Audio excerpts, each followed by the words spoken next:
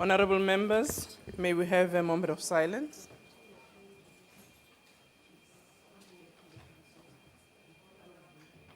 May we all be seated.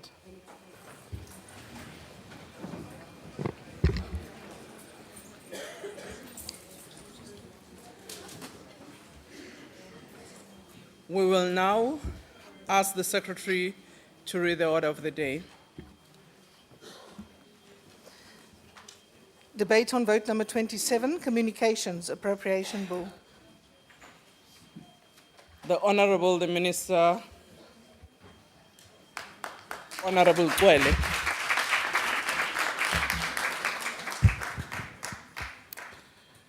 Honorable Chair, Honorable Ministers and Deputy Ministers, Honorable Members of this House, the leaders of the ICT sector and state-owned companies, fellow South Africans, I'm pleased to lead the policy debate for budget vote number 27, Communications, which was introduced in Parliament in February this year. After the renewal of the ANC government's mandate in the May 2014 elections, His Excellency President Jacob Zuma reorganized the state to implement policy more efficiently and faster in order to achieve the National Development Plan outcomes we have set for ourselves in the next 5 years. The newly formed Department of Telecommunication and Postal Services will draw on this budget until we conclude the new budget processes or adjustment estimate. This transition will enable us to transform current government programs to be in line with the new medium-term expenditure framework. Last month, His Excellency President Zuma announced in his State of the Nation address that in the next 5 years, we will expand, modernize, and increase the affordability of information and communication infrastructure and electronic communication services, including broadband and digital broadcasting, close quotes. This budget vote is significant as we're mere 2 days away from celebrating Mandela Day. Let us continue to honor the memory of our icon Mandela so that the world will reverberate with the greatness of his humanity for centuries to come. In 2009, via a video link, Mandela informed the ITU that, I quote, information and communication technologies are the single most powerful tool we have for human progress, close quotes. He implored the ITU to support the effort to connect the world and bridge the digital divide. His words continue to guide us today to take action and inspire change, which is why on Friday we will devote 67 minutes and more to cleaning the classroom and bridging the digital divide by launching an ICT lab at Mchaza High School in White River, in Mpumalanga. Honorable Chair, telecommunications revenue were a mere 2 billion rand before democracy. They grew to approximately 179 billion by 2011 and are expected to reach 187 billion by 2016. The mobile sector, which was introduced just before 1994 with 2 operators, through our regulatory and policy measures, including spectrum allocation and rising of the call termination rate, we supported the incubation and massive growth of these operators. In the last 10 years, we introduced 2 additional cell phone providers. It is in this vein that we should collectively continue to support new entrants to the market as we strive to increase the competition and decrease costs. Distinguished guests, we present you a budget vote signifying a more focused attention on the infrastructure rollout, the creation and acceleration of the expansion of e-government services, the coordination and the streamlining of the public entities in the sector, as well as the reconfigured department, which will ensure policy and regulatory certainty in the ICT sector. The rapid deployment of fast and affordable broadband infrastructure remains a powerful lever to create an internationally competitive knowledge economy, improve productivity, and expand access to new markets and social development. Currently, the backbone of the broadband infrastructure, which is fixed line fiber, now reaches 170,000 kilometers, linking cities and small towns. We will focus on closing the infrastructure gaps with respect to urban and rural divide and access networks, which will facilitate fiber to home. We must move away from the over-reliance on mobile broadband, as it will not be sufficient for ensuring effective e-services delivery in schools, health facilities, and other government institutions. Our national broadband policy, South Africa Connect, places the department in a position to coordinate and support the rollout of the broadband infrastructure services across the country to achieve 100% penetration by 2020. In this current financial year, 20 million has been allocated to the finalization of the first phase of the broadband policy implementation plan. By the end of this month, the business case will be finalized that seeks to funding to connect 580 clinics, 4,444 schools, 182 police stations, and 572 other government services in the medium term. In fulfilling its coordinating role, the department is engaging the industry to establish their broadband rollout plans in order to avoid infrastructure duplication. There are multiple broadband initiatives by various spheres of government, state-owned entities, and private sectors, which must be coordinated to maximize efficiency of the investment. As the share of the strategic integrated project CIP15, we will plan to utilize this platform to coordinate the role of public institutions in the rollout of this infrastructure and services. We will establish and operationalize a platform of engagement to facilitate alignment of these plans. The role of CIP15 is to expand access to communications technology, aim to create new jobs, unlock business opportunities, transform the ICT sector landscape, and support our integration into African economies. To this end, we'll focus on the local production of content and manufacturing, research and innovation, content and applications development, ICT skills and human resource development, funding for all rollout for the rollout of the infrastructure, coordinating across government department and private sector, as well as broadcasting digital migration. We recognize that government cannot achieve this alone. The National Broadband Advisory Council is a critical platform of engagement to forge partnership between government, private sector, academia, and civil society. All role players must align their plans to meet the South African Connect targets.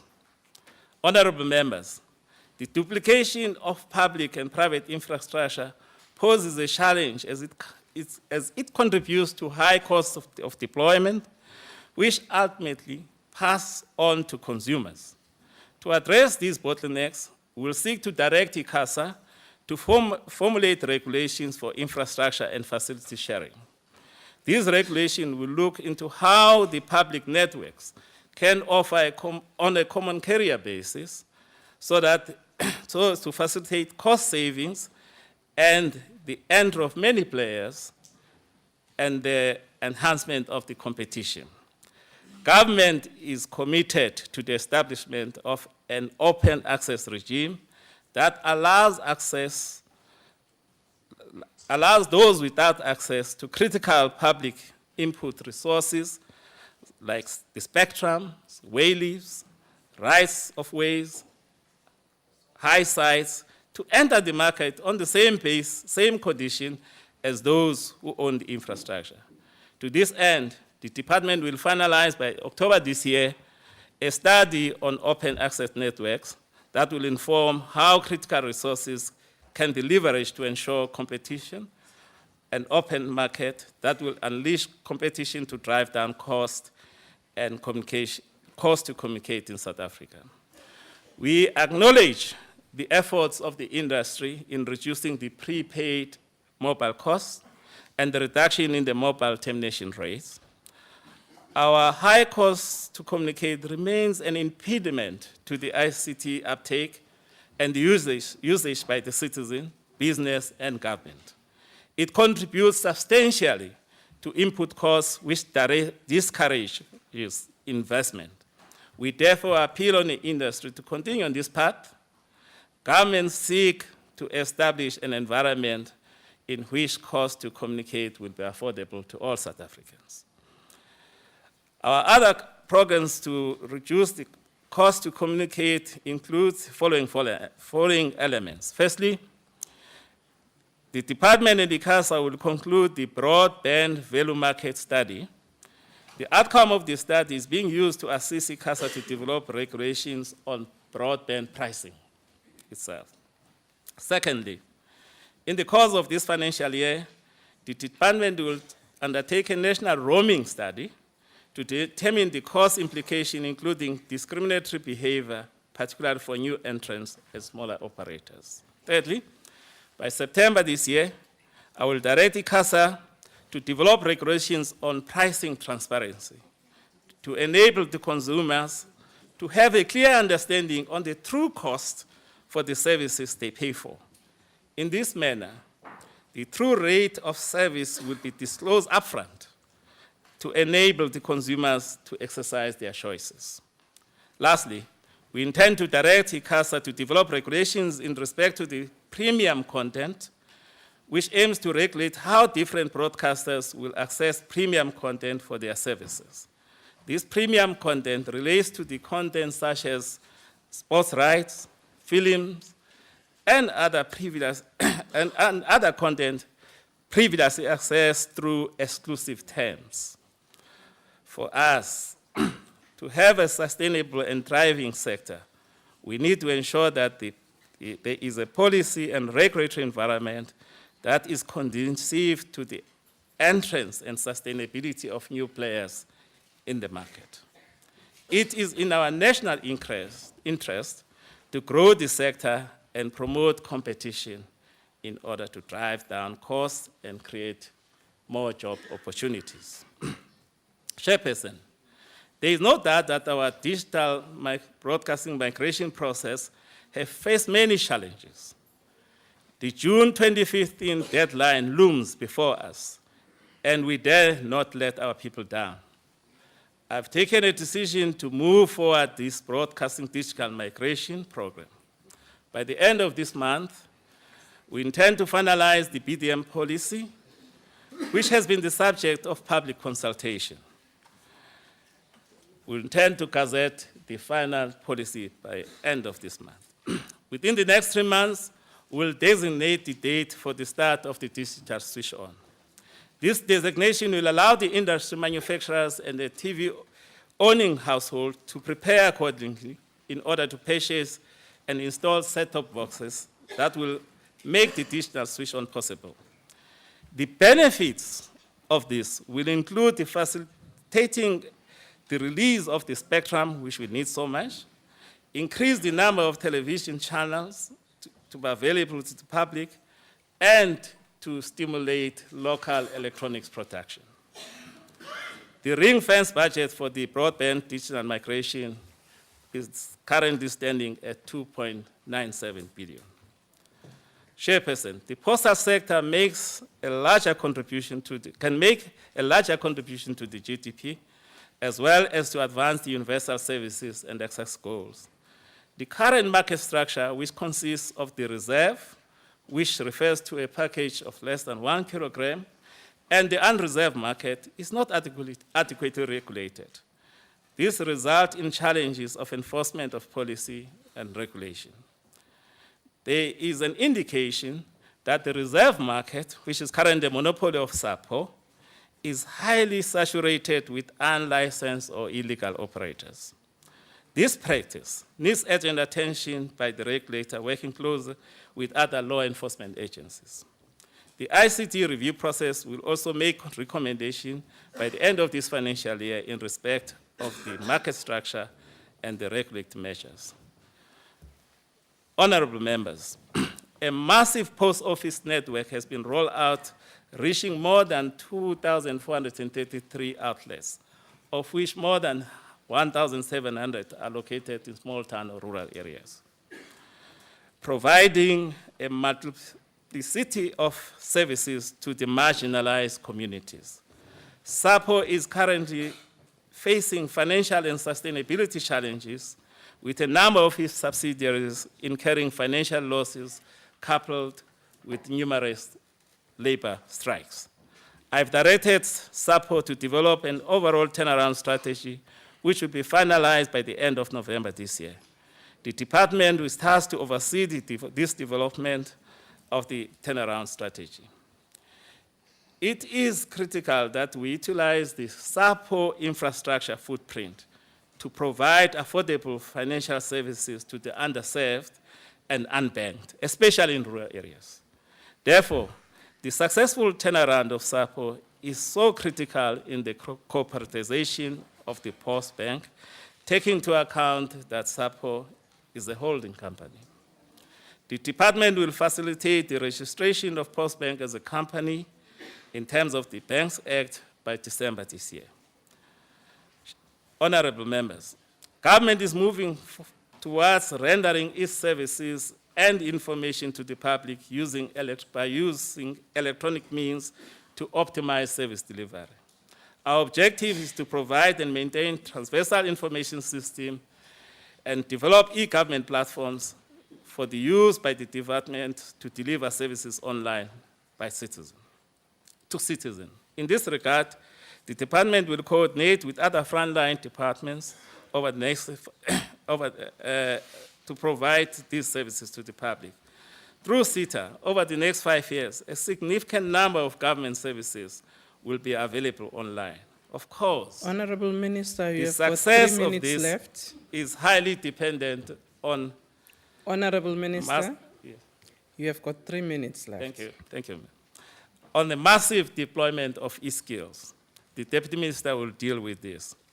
In ensuring that our networks infrastructure is safe, secure, and robust, and individuals and businesses have confidence in the use of this ICT infrastructure, we will finalize the establishment of the cybersecurity hub by end of this year.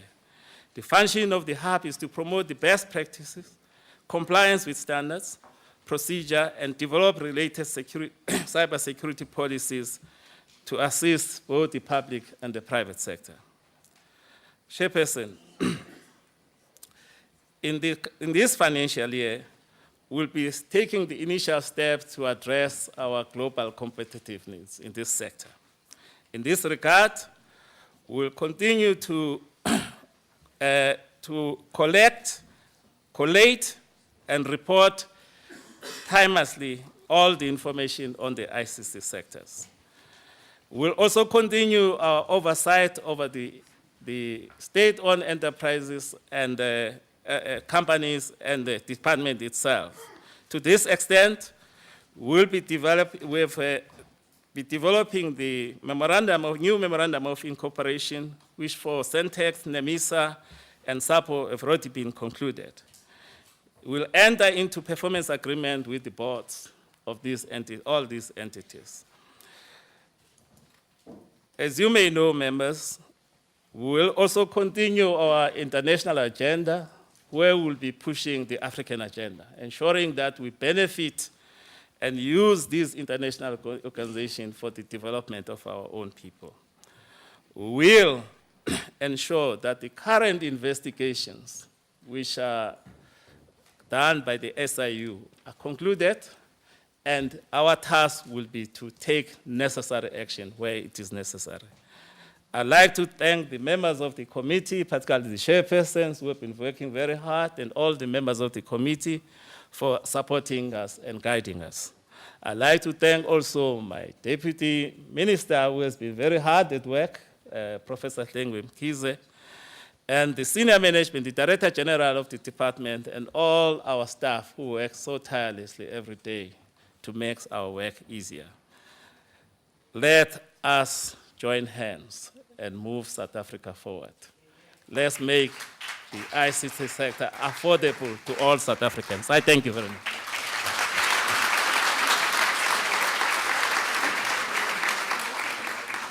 Thank you very much, Honorable Minister. To the members of the public who are the guests and some of you who are stakeholders of the department, we will apologize that some of you might not have the seating arrangement sorted out because the place is quite small. I've seen that one departmental official was trying to assist.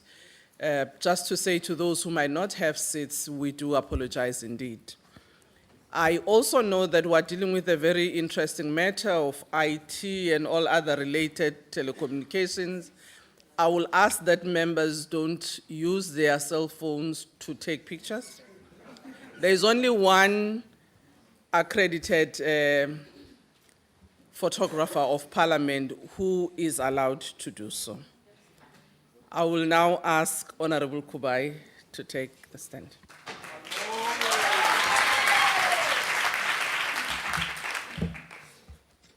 Thank you very much, House Chairperson, Minister Twele, Minister Mutambi, Deputy Minister Mkhize, Deputy Minister Ndabeni Abrams, Co-Chairperson Joyce Moloi Moropa, honorable members, stakeholders, ladies and gentlemen.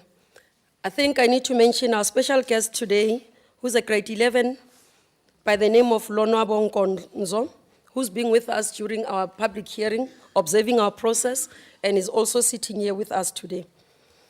Honorable Chairperson, let me take this opportunity to thank my co-chairperson, Moloi Moropa, and all members of the two portfolio committees for the collaboration and good work. To committee support team for your dedication and support, we thank you. The Joint Committee on Communication and Telecommunication and Postal Services held budget hearings with the intention to conduct oversight over the Department of Communications and its entities' budget as appropriated by the National Treasury under Budget Vote 27. It is through this process that as members of the two portfolio committees made various observations and recommendations. Honorable Chairperson, I must upfront state that the African National Congress support this budget vote because we believe the work done in the departments and in its entities is important and needs to be supported. While noting that this budget vote debate takes place in line with previous department, it is important to reflect the political direction and welcome the President's decision to establish two new departments which previously fell under this budget. We support this decision because it allows these departments to have more focus as per the proclamation made by the President and he signed it. The Joint Committees received a report from the Auditor General on the performance of the department and its entities. It is important to acknowledge that there are entities that are doing well and have received unqualified audit outcome. We raise our concern, Honorable Chairperson and Honorable members, to those that didn't do well and didn't receive a good outcome. As Parliament, we have a duty to ensure that entities, together with department, respond to matters raised by the Auditor General and reach a point where qualified opinions are a thing of the past. We believe we are not very far from there. President Mandela said to us once, I quote, given the fundamental impact of telecommunications on society and the immense historical imbalances, telecommunication issues must become part of general public debate on development policies. Telecommunications cannot be simply treated as one commercial sector of the economy to be left to the forces of the free market, unquote. Honorable Chairperson, the partnership between government and private sector cannot be overemphasized, as none can survive without the other. To achieve the objectives we have set out as a country. It is through this partnership that South Africans will be able to have access to communication tools and the mode to communicate. It is through this partnership that the drive towards ICT infrastructure development can become a reality. Building a meaningful and mutual beneficial relationships with the industry will enhance the credibility and relationship which the government has with both business and consumers, who are all citizens of South Africa.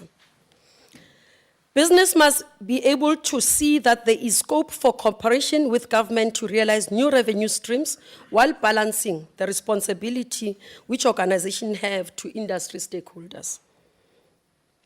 The increase in usage of data services and products by government, business, and consumers have ensured current service providers within the industry to be able to derive unprecedented profits from these products and services. In the same manner in which government is attempting to lower mobile call rates, the same should be attempted in order to regulate prices at which service providers are allowed to charge for data.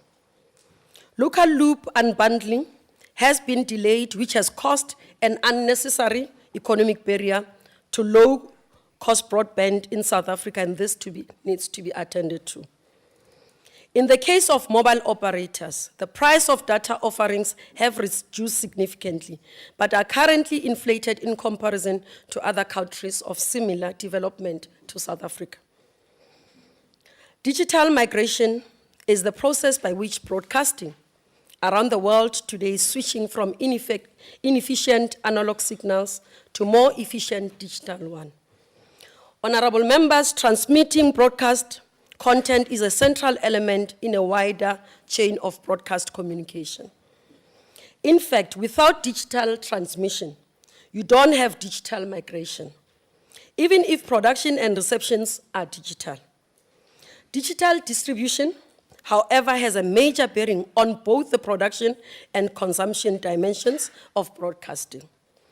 In this regard, we note sterling work of Centec in terms of their state of signal readiness. Honorable Chairperson, the provision of television and radio services to the general public of any nation is an essential component in the process of education, information dissemination, the creation of openness and transparency, and the general entertainment of the nation. In the past financial year, Centec achieved 99.9% signal distribution availability in order for the general public to watch and listen to radio in all three spheres, meaning public broadcasting, commercial broadcasting, and community broadcasting. The work done by regional task team needs to be more emphasized and support. This is in line with Centec. The 2015 digital migration deadline remains a crucial target to be met, and the committee will need to place more emphasis in monitoring this process. The concern raised by the committee, amongst others, is the required amount for the public broadcaster in order to fulfill its mandate.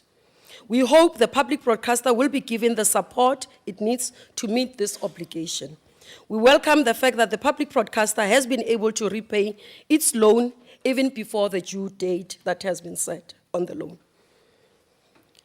The role of postal services, honorable members, is changing fundamentally. Demand for distribution of letters, newspapers, magazines, advertisements, and other documents is declining due to the rise of advanced electronic communications. In spite of major investments in the automation and streamlining of delivery networks and drastic cuts in labor cost, several former national post companies are struggling to break even because of decreasing letter volumes and market losses to new competitors. But high performers have largely focused on diversification, launching profitable new business lines that are vastly different from their historical business. We note progress made in light of corporatization of Postbank, and we hope Postbank is going to improve in making sure that its revenue finances as well are stabilized. House Chairperson, economies are becoming increasingly knowledge intensive and knowledge-based and technology-based, which is leading to the new socio-economic and indeed regional gaps between those who have the right skills set or have access to the latest knowledge and information and those who do not have. Effective use of these technologies, however, requires building new capacities and skills, referred to as e-skills, not only in the working force, but the entire population. The shortage of e-skills is even more worrying because of the fact that the supply of ICT graduates is now showing a decline. Locally, e-skills are seen as vital in addressing poverty, sustainable livelihoods, and fight against crime, building cohesive communities, international cooperation, and building a developmental state. Honorable members, a key strategic focus for this sector is to contribute to increasing the ICT skills base in the country through increasing access to and uptake and use of ICT. The net result was the integration of the eSkills Institute, ESI, Institute for Space and Software Application, ISA, and NEMISA into one institute called Inkamva National eSkills Institute, INESI, responsible for the massification of eSkills delivery at all levels based on aggregation framework that can harness existing resources and develop new approaches to the coordination of appropriate capacity development across key stakeholders such as government, education, business, civil society, and organized labor.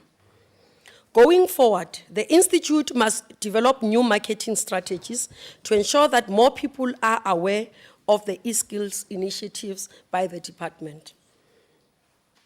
Honorable members, ladies and gentlemen, South Africa should prioritize local content development to the creation, promotion, and preservation of indigenous languages, arts, culture, heritage, and innovation, including indigenous knowledge.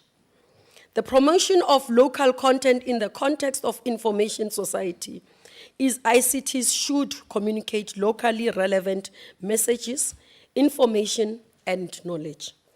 This means providing opportunities for local people to interact and communicate with each other, expressing their own ideas, knowledge, and culture in their own languages. Local content is critical for the promotion of cultural and linguistic diversity, as well as the affirmation of cultural identity and heritage. To a large extent, this means that ICTs need to be conveyors of local relevant messages and information. House Chairperson, we congratulate the department's work through the .za domain name authority of having identified the need for South Africa's unique domain name, .durban, .cape Town, and .joburg. This will go a long way in our strides for tourism and investment purposes. In conclusion, House Chairperson, I'm looking forward to more interaction and working together with all stakeholders in this sector. It is because we all have a duty to our country to ensure that ordinary citizens' lives are changed for the better through respective mandates that we carry. In spite of our political differences and political affiliation and ideological differences, all political parties are obligated to working towards building a better South Africa for all citizens. I hope we will have more constructive engagement at the committee level, and we also make sure that we execute our responsibilities as mandated by the Constitution for oversight over the executive. It is through this work that we'll be able to reach what we are here for and what we have been mandated to do. It is through this work and working together that we will be able to move South Africa forward. Na cancer.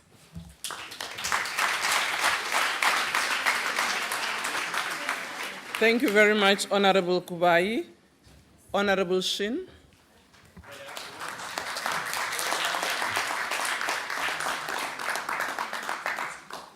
Chairperson, honourable colleagues, Travelling South Africa's information and communications technology highway this past year has been bizarre. We've gone from muddling along with the third minister in as many years to acceleration that blew your hair back with Minister Karim, former Minister Karim, in the driving seat, to suddenly hitting a brick wall. The sudden stop, caused by the President's whim to split the department and to create a new cabinet post and propaganda department, has the ICT sector milling about in confusion.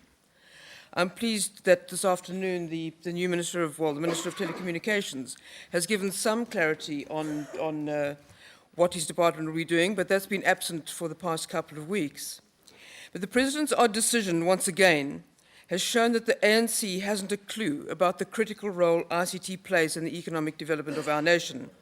It treats stakeholder engagements with contempt as it ignores their input and advice based on experience and industry expertise.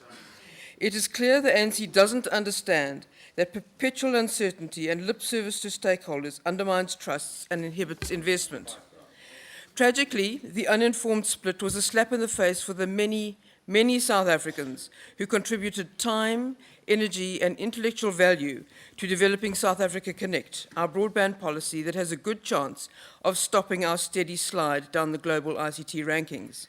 We tried, during our portfolio committee hearings into the department's strategic plans, to get clarity on the reasons behind the split and the intentions of the departments. But this was ruled out of order by the committee chairperson. Only yesterday was a presidential proclamation published in the Government Gazette giving clarity on the legislative mandates of the departments. But there's still no clear vision of what is intended by the split. This information was not available to inform our budget debates. How many people know that the power to censor movies, books, documentaries, and mobile apps now vests with the Minister of Propaganda? The Minister of Good News. The ICT sector's hearts will fall at the confirmation that ICASA is lumped into the Department of Communications alongside the ANC's propaganda machinery. Thank you. Why? ICASA is mandated to regulate the entire electronic communications sector, not just broadcasting. It belongs in telecommunications. But then this afternoon we actually muddy the puddle again, where the Honourable Minister has been telling us on what instructions he's going to give to ICASA. Can we please have some clarity here today as to whether ICASA falls under telecommunications or communications? Because, Minister, it would seem that you're actually contradicting the presidential proclamation. There is uncertainty over who will drive the much-delayed switchover to digital terrestrial television. Who will oversee the tender process for the set-top box assembly, distribution and support? We have no idea. Which minister, communications or telecommunications, will drive the white paper draft arising from the ICT policy review? I hope yesterday's proclamation means it'll be telecommunications. Former Minister Karim took the policy's green paper around the provinces earlier this year because he valued the input of stakeholders and wanted to include them in the process. He grasped the imperative of delivering an ICT environment that serves all citizens, governments, and enterprises for our common good and prosperity. The presidential whim to split the Department of Communications asunder was not informed by any of the stakeholder engagements of the recent past, or by the National Development Plan, which informed much of the South Africa Connect policy, or even the ANC's own communications policy. The former ministers of communications weren't consulted. It was based on an uninformed presidential whim. So here we are today, charged with debating whether the department's strategic plan is feasible and whether there's enough money in the budget to implement these plans. But these plans before us are yesterday's plans. We are here to vote on the future, but we don't know what that is. We have no idea how much of the budget before us will be diverted elsewhere to programs of relocation and integration or to new initiatives. Will programs go on the back burner or be dropped altogether? All this uncertainty reflects a turf war between the ministers involved with these departments, and it's not only the choice of officers and staff. On the one hand, we have Communications Minister Mutambi publicly stating all sorts of bizarre things. Leaving aside the SABC for now, she posits a possible merger between the Media Development and Diversity Agency and the Universal Service Access Agency of South Africa. Why? For goodness sake, they have different mandates. Yesterday's presidential proclamation now moves the state IT agency, CETA, from the Department of Public Service and Administration into the Department of Telecommunications. Why? This is the state's IT procurement entity. Does this mean that the Department of Telecommunications' priority will now be to act as the government's ICT department? Then this talk of broadband infraco joining telecommunications from public enterprises. What research or stakeholder engagement is informing these entity grabs? The confusion over who's responsible for what runs rampant runs through the publications of the Department of Communications. The strategic plan of the Department of Communications has a foreword by the Minister of Telecommunications. There's no sign of the Minister of Communications. The Telecommunications Minister forward randomly refers interchangeably to the Department of Communications and the Department of Telecommunications. So there's no clarity in the foreword about who reports where. Perhaps the Department of Communications website was the first indication of where the staff's loyalties lie. Soon after the Cabinet announcement, profiles of the Minister and Deputy Minister of Telecommunications and Postal Services appeared on the Department of Communications website. No sign of the Minister of Communications and her deputy there, but they do get a brief mention on the GCIS website. While this empire-building and turf war boils off stage, this ICT sector carries on making the best of an environment historically disadvantaged by muddled policies developed and withdrawn, regulatory ambiguity, inertia, and a governing party that doesn't understand it. It is thanks to the private sector that the benefits of the connected economy are felt by the majority of South Africans. We excel worldwide in ICT product development and service delivery, despite the government, not because of it. Marginalized communities have been introduced to the opportunities of digital empowerment by the massive private sector investments in mobile communication networks. Imagine the power of this energy and enterprise being unleashed in a climate of regulatory and policy certainty, where government playing its role as a reliable and robust facilitator of ICT-based ingenuity and endeavor. But I'm nervous that uninformed decision-making by political leadership will continue to hamper the rightful success of our ICT sector, making it distrustful of government initiatives. For example, much of the delay in the transition to digital terrestrial television is thanks to a minister who didn't understand what was at stake, deciding to explore an alternative technology after the decision was made. There have been subsequent muddles, squabbles, and vested interest pressure groups taking their toll on the forward momentum of a project that should bring rural entrepreneurs and the communities they serve into the digital family. The major benefit of moving to digital broadcasting is that the resultant extra spectrum, or TV white space, offers a great opportunity for the creation of innovative, vibrant, and affordable localized internet services countrywide. This means marginalized South Africans will access the modern economy and easily connect to all spheres of government services. The SME development, entrepreneurial innovation, and job creation potential, particularly in smaller towns and villages, is enormous. This is the digital dividend our people so desperately need. If the ANC leadership had understood and driven this aspect of the migration to digital broadcasting, maybe South Africa would be leading developing nations in this emerging technology. A pilot project that last year connected 10 Cape Town schools to broadband in the TV white space successfully showed that this spectrum can be used without interfering with the quality of neighboring TV reception, even in densely populated areas. The delivery of broadband was fast, cheap, and reliable. South Africa Connect recognizes that linking schools to the internet will give impetus to drawing rural communities into the digital age, and that the connected hubs that will be their offshoots will facilitate the delivery of e-government as well as links to economic activities. The Democratic Alliance government in the Western Cape is breathing life into South Africa Connect. It has committed to installing broadband connectivity to about 2,000 government offices, schools, libraries, and health facilities within the next 2 years. They will be connected with speeds of 10 megabits a second. There will be 385 Wi-Fi hotspots in government buildings in most wards throughout the province, where citizens can access capped free Wi-Fi. The plan is to deliver broadband speeds of up to 100 megabits a second to all citizens in the Cape Town Metro by 2020. That's 5 years away.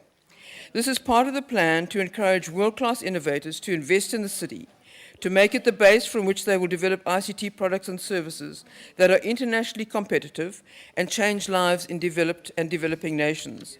The DA is leading with South Africa Connect.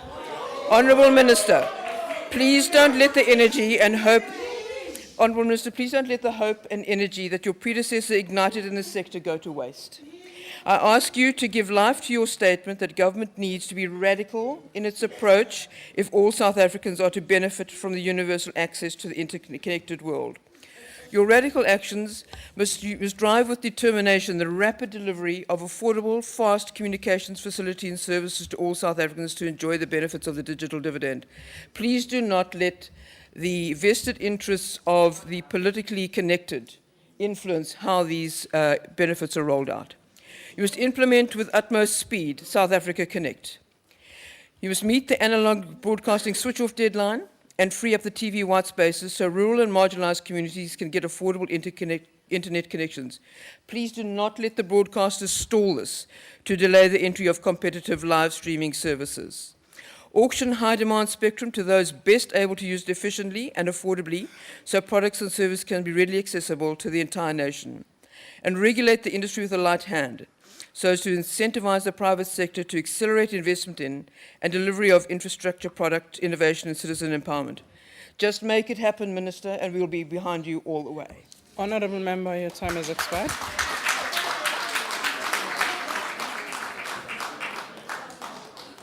Ilungu elihloniphekile uNdlozi.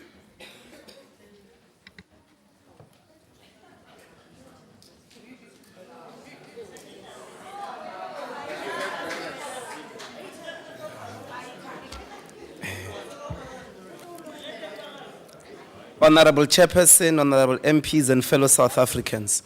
Karl Marx and Engels once wrote about modern capitalist civilization that is characterized by an existential status of permanent uncertainty. They said nothing is solid in a classic statement where they said all that is solid melts into air. This is true particularly when it comes to the transformation of communication and information technologies. There is no aspect of capitalist modernity that has transformed with so much speed and with wide-ranging consequences than communication technologies which have radically collapsed space and time for human connectivity than any age we know of. Mass production of communication and information technologies is indeed the shining beam of capitalist modernity, from television, cell phones, radio, and internet technologies. The classic factor, unlike the locomotive, industrial, or construction sectors, is that ICT is at the center of human development and advancement of knowledge to move from generation to generation, from country to country with speed and precision. This makes communication one of the most critical components, even for the ability for self-sufficiency on the part of vulnerable communities. No human freedom can be imagined anymore without the very freedom to access to information. You are not free unless you are free to know. This is the foundation of our critique of the business that shall be located in this department. To what extent is it advancing the access to information, particularly against the capitalist hunger and greed to turn everything into private profiteering for few individuals? The urgent rollout of low-power transmitters, the urgent rollout of digital terrestrial television, the urgent need for an information technology storage or disaster recovery plan, SANTEC, USASA, ICASA, SABC, have yet to demonstrate collectively the competence in meeting deadlines in the administering and sustenance of the inevitable digital age that is upon us. We face a danger of being held backward when others advance into a competent future. The world is, as Marx and Engels put it, in constant flux, and we've got to keep up with real speed. As things stand, the missing link in the drama of your planning and strategizing about ICT by government is how we as a country immediately can claim self-sufficiency in the production of these technologies, particularly the electronics. Many of the entities can't tell us if in 5 years or 10 years how much of these technologies will be produced, for instance, here in South Africa. Even if we were to achieve rolling out 100% of broadband penetration by 2020 through massive broadband infrastructure development, the massive devices that are needed to access all these projects are outside. They are still produced outside. Your TV, your radio, your cell phone sets, your computer sets, as well as tablets. According to GSM Order, African honourable Mobile members. Observatory report, There are 59,474,500 cell phone devices in South Africa in 2013. About 8 million South Africans access their internet on the cell phone, which must tell us that the demand on smartphones will be on the rise. There are a further 24 million TV sets in the country, and this includes in hotels, hospitals, and other institutions. These are the numbers that are naturally on the rise. Unless your planning goes aggressively into the production of ICT technologies, you have not started doing real industrial planning. The reduction of the cost of communication starts with the relocation of production of these electronics from abroad. Here lies employment and an opportunity for the country to claim a certain form of independence, because if we are to close borders, cell phones, TV sets, everything comes from outside. And therefore we'll stop communicating. Here lies employment, as I said, and in 2 years we will not be able to communicate as it were. Order, member. We need to break economic... Sorry, Honorable Member Ndlozi. Can we please allow the member to speak? The person who was clapping is a member of the House. It's just that because the seats are full, they are sitting at the back there. I just thought I needed to clarify. I saw members were worried that the members of the gallery people in the gallery were participating. Honorable member, you can continue. We need to break economic dependency by thinking much more aggressively on plans that target the relocation of production itself. This is what EFF means by protected industrial development. Produce ICT electronics locally and protect them. Foxconn, the Taiwanese multinational, has set up a plant in Brazil, for an example, and has created employment for local Brazilians, including engaging in skills transfer. Why don't we engage these multinationals with sound deals of industrial protection and benefits with the condition of local production and skills transfer? USASA has been given a total of 1.3 billion for the rollout of subsidy of set-top boxes for the needy families or households. All these will be produced from outside South Africa. At least the day USASA is able to tell us how it will distribute them, if it has identified those households. It's still to tell us that, but all of these set-top boxes come from outside when there is a real opportunity for local production. Finally, Chair, on a much more important note, the post office, by the way, is complicit in the oppression and killing of Palestinians. Its employment of G4S means we directly support a company that guards the apartheid wall in the West Bank, runs prisons that hold underage children and Palestinian political prisoners without trial. The workers of the post office 2 years ago asked this department and its post office to immediately divest and stop its contract Honorable with G4S Ndlozi, in your honor time and has protection and expired. advancement of Palestinian freedom. Thank you. Honorable the Deputy Minister.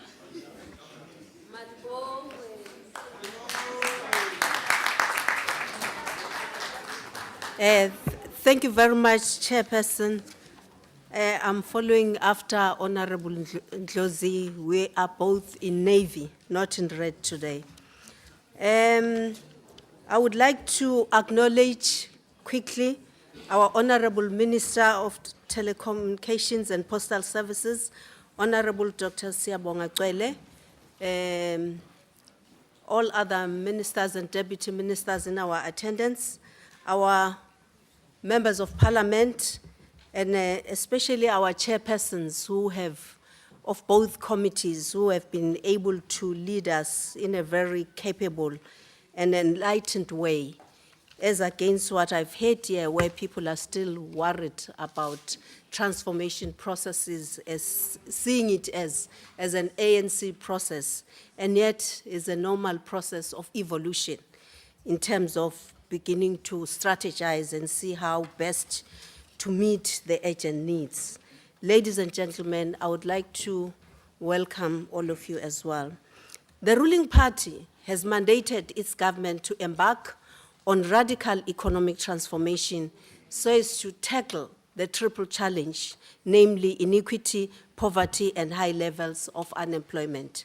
I think it's important to emphasize this statement because if we don't understand the meaning and the dynamics of this, we'll have a temptation of querying each and every strategic move on the part of government as to why are they doing it. We're facing the elephant in the house, an abnormal situation where the wealth of the country is in the hands of the minority. Our people have called upon us to initiate programs and activities that support the acceleration of the new economic growth path. Our strategic focus must therefore seek to guarantee that ICTs make their substantive contribution as an enabler and a leader for economic growth, also positively influence job creation and transform South Africa into one of the most inclusive developing countries. We acknowledge with pride that the number of people employed in the sector has increased significantly. The ICT sector now employs thousands in the networks, services, IT companies, call centers, you name it, and contributes about 8% to the GDP of the country. The Industrial Policy Action Plan has identified the ICT sector as key to promoting industrialization and growth. I think that's what Honorable Ndlozi was struggling with a limited understanding of the policies of the governing party. A lot has been done to establish industrial development zone. We have the 2 industrial development zone specifically earmarked for ICT manufacturing. So to come here and confuse the House in terms of saying, as long as we don't manufacture here, we don't know what we're doing, it shows that some honorable members don't take time to learn the policies of the ruling party. The National Development Plan is another important vehicle that we should all be trying to understand and to recognize its significant role that it's meant to play. The ICT sector can play an important role also in ensuring that we meet the set targets. Chairperson, the NDP identifies a number of factors slowing down development of the ICT sector, such as policy constraints, and I suppose honorable member have spoken to that, where there were limitations, weaknesses in institutional arrangements, and I think that's exactly what the presidential proclamation is is aimed at addressing. Regulatory failure and limited competition, as well as the inability of the regulator sometimes to open the market. The NDP further notes that ICASA's work has been hampered by legal bottlenecks, limited capacities, and expertise. These challenges have weakened the market growth, making it difficult for the sector to deliver in terms of ICTs for development.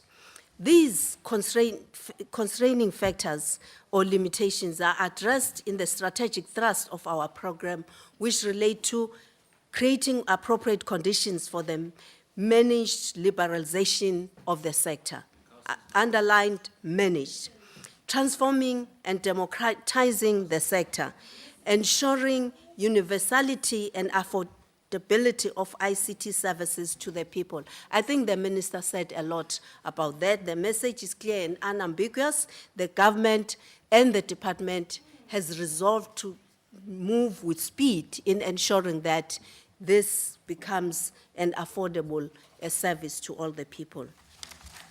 The ICASA 2014-2018 strategic plan articulates the vision of the regulator in dealing with the promotion of competition, protecting consumers, to ensure universal service and access to all communication services at affordable rates. I think we are emphasizing that is the core mandate. Promoting the efficient use of spectrum and numbering resources and facilitating nationwide broadband penetration by 2020.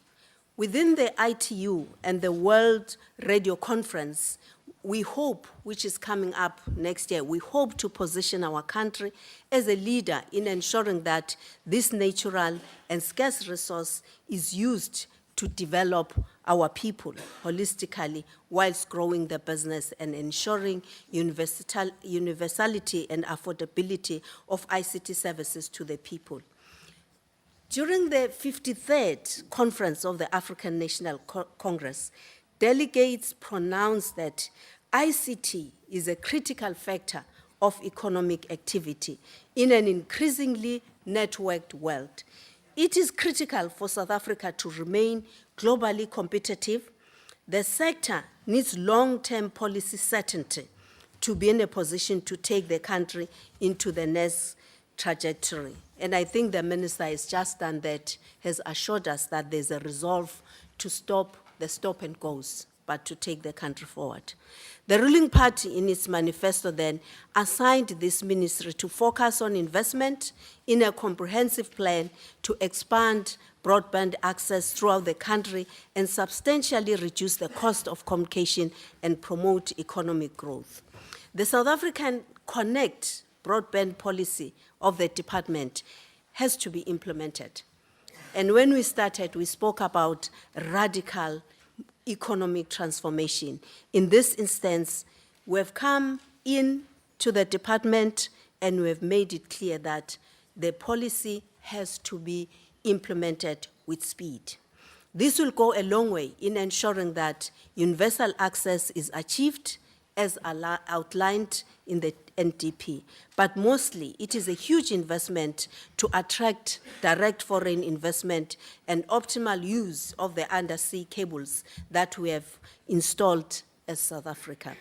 Chairperson, the often uncoordinated and fragmented infrastructure initiative is a key weakness that results in unwarranted duplication of resources that ultimately leads to higher cost of services and inhibits further rollout of networks. The department will continuously improve guidelines for operators to share operator-specific infrastructure to avoid duplicating infrastructure in the same area. This will result in the country saving costs. Likewise, harmonizing related infrastructure development by relevant ministries such as transport and energy to ensure provision of cable ducts in the design of roads, pipelines, railways, and power lines will go a long way in alleviating the cost burden of deploying fiber networks. The department will ensure a close relationship with all the affected entities in order to ensure coordinated efforts towards rollout of services which share passive infrastructure. The policy directive to this regard was long issued to the regulator. All we need is action. Hence, the Ministry of Telecommunications and Postal Services has been formed. Chairperson, the department will also foster partnerships with other government entities to ensure a speedy and effective deployment of services, particularly the Department of Public Works, where there are regular excavations of roads and infrastructure. The persistent duplication of resources by operators installing core cabling infrastructure in the same place at different times is a challenge to development, especially when it comes to accessing rural communities. Further, the loss of opportunity in building communication infrastructure during deployment of roads, power, water, and other utility networks needs to be minimized. In December 2012, the Presidential Infrastructure Coordinating Commission launched the Strategic Integrated Project, CIP15, which is about expanding access to communication technology. Chairperson, it is important that the configuration of some of the state-owned companies be viewed in order to achieve the objectives of CIP15. The department is on track in positioning our agencies like Postbank, Telkom, Centec, and our post office services, amongst others, in infrastructure rollout and possible spectrum reallocation, so as to ensure penetration in rural communities. Let me reiterate the need for financial inclusion and access to the unbanked. That is crucial, hence the Postbank is underway. You know we're talking about postal services today, but definitely the post bank there's been a resolve that as soon as possible we'll be able to have a post bank. The department will encourage a multi-pronged partnership strategy. The strategy is to ensure that various government partners, such as USASA, partner with a number of sector entities who will bring a range of unique public access solutions that will assist the agency in fulfilling its mandate, further the goals of an inclusive information society, and encourage entrepreneurship in under-serviced communities. The department has also been playing an influential role in championing the interest of the continent. One of the key partnerships is the one that we are working towards with the government of Lesotho. The project is to connect Lesotho to the easy submarine cable. Once complete, the connection will open numerous economic opportunities to the youth of Lesotho in particular. South Africa has been honored to be awarded a seat on the ITU Council. We look forward to ensuring that South Africa remains committed to the world and will build strong partnerships with policy development with UNDP, UPU, UNESCO, WHO, and Deputy Minister. OECD. Deputy Minister, you still have 2 minutes. At this point in time, I think I need to move to something very, very important and close to my heart. I'm happy we have the mother of our nation here, Comrade Nomzamo Mandela. Today, in honoring, I think it is important when presenting a budget vote on ICT to remember some of our stalwarts who really championed the importance of ICT, especially for connecting women as vulnerable people in rural areas and all other women who are in informal settlements and poor communities. And we'll be failing in our duty if we don't mention that the 51.4 million which has been set aside to fund the e-skilling, we're hoping that a huge percentage of it will benefit women.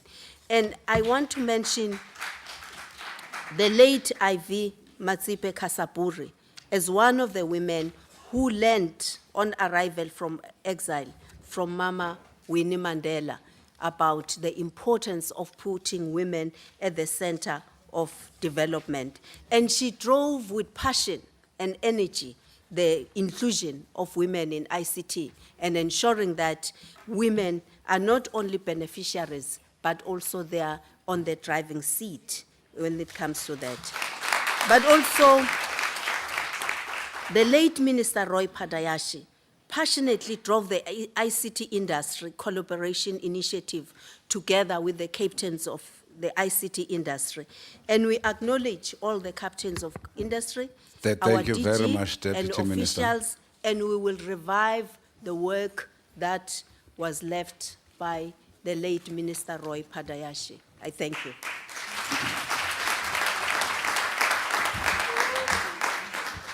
Before I call the next speaker, you know, simple respect for our elders come naturally to all of us. Ma'am Winnie Mandela is Ma'am Winnie Mandela. The Deputy Minister was acknowledging the presence of Ma'am Winnie here, which all of us would like to acknowledge. Therefore, for anybody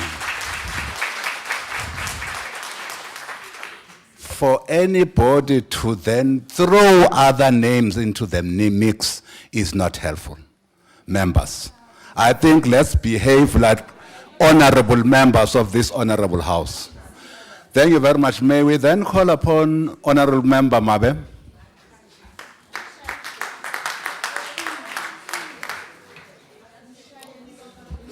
Thanks, Chairperson of the session, Honorable Minister of Telecommunications and Postal Services, Honorable Minister of Communications, the two honorable chairpersons of the Portfolio Committee of Communications and Postal Services, and the honorable members of the 5th Democratic Parliament, who of course carry themselves with great honor that comes with being here, and one of whose features is respect, discipline, so that when we serve our people, they also understand that we too are people worth of being trusted because we are disciplined, we respect the elders, and we carry ourselves like that.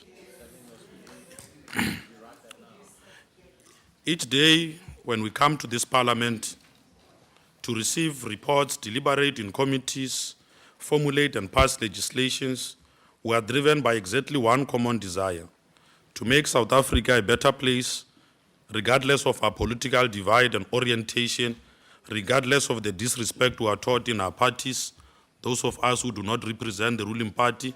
We in the ANC continue to be guided by the overwhelming need to transform South Africa into a non-racial, non-sexist and democratic society full of people that have got respect, and the need to move with speed in the transformation of the media and the ICT sector, whose ownership patterns still reflect patterns of ownership, control and distribution of the past. This, we believe, can only be corrected by providing a firm foundation in policy for a communication sector that embraces all South Africans and treats them equally and with respect. The Freedom Charter continues to inspire our own courage and desire to do more for many, and that equal rights as enshrined in the Constitution of the Republic should mean equitable distribution of resources, including access to information and other modern advances of communication that creates common and equal relief amongst all our people, regardless of where they live. So setting up a Ministry of Communication has never been an attempt on our government to set up a propaganda machinery. There's always been an attempt to make sure that we disseminate information that is relevant to empower all of our people, because we take kind and pride in the things we have said. Before we became a government, we had already developed documents called Ready to Govern. And in there we had captured how we'll be able to govern with the people of this country, regardless of their color. Our people can only work the land equitably if they have access to similar infrastructure and are exposed to common development without barriers. I've since learned that here in Parliament, those who have got more airtime are us in the ruling party. According to the 1996 white paper on telecommunications, the state vision for telecommunication is one that balances the provision of basic universal service, because in the mobile space there's airtime and there's please call me. So we are using airtime here. It's one of the provision of basic universal services to disadvantaged rural areas. I'm not responding to please call me, so we're quite busy now. Affordable communications for all citizens and businesses alike throughout South Africa is at the core of this vision. Actually, one of the points that almost missed was to share the very important story of Phalaborwa, because it's only us who come from Phalaborwa, so it will be us who can relay that story. That part of what we're trying to work on is to make sure that the speed at which the people of Phalaborwa in Limpopo province are able to connect the people of Johannesburg is massified. And this can only happen when the people van ba ena le makaya ba rena broadband, ba rena te fiber, ba kota gore ba bolabola na te relative ta bota ku tsama Joni.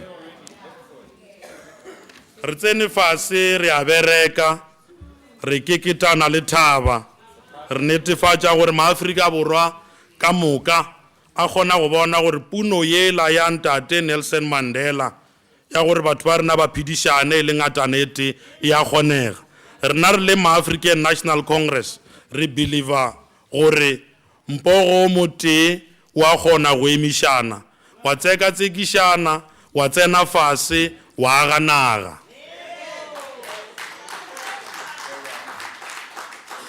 Ka Sepedi ba re mpiro o tee ga o lle. We are standing together as one to try and share with you the advances that we have made. Tribal authorities, for instance, should have access to Wi-Fi and be able to communicate faster and efficiently with their people. and this will contribute greatly towards making our villages and many rural areas more advanced and compatible with modern day development. E tshwantse e be kaone gore batho ba makhushane kua bollanoto ba kgone go bitša ke kgoši le dikgošigadi go ona le kgothe-kgothe. We must make sure that they too have got access to Wi-Fi. So I'm sure that this might be difficult for others to understand. But this is what our revolution is all about, to make sure that we give our people access to this. The continued monopoly of the telecom network space has the potential to negate shared growth and market diversity if regulations are not tightened. It is therefore important that ICASA continue to implement regulations that enforce transformation and ultimately break the barriers of economy. It is therefore important that those of us who distribute towers for mobile telephony also reflect the full character of the South African mix. All South African people must have the right, if they've got the resources to do so, to own their own mobile networks. At the same time, priority policy and regulation attention need to be given to the unconnected, and action needs to be taken to improve the accessibility and affordability of telecommunication services. I think this point has been labored on quite extensively because the cost of mobile telephony is quite high in this country. So we need to make sure that it is fully reduced, because one of the simple examples is that it is possible to call each other for free between one mobile network to the same mobile network at certain times for free. The only thing that happens, the different thing that happens at that time is only time. But what would have happened during the day still takes place. People are able to communicate.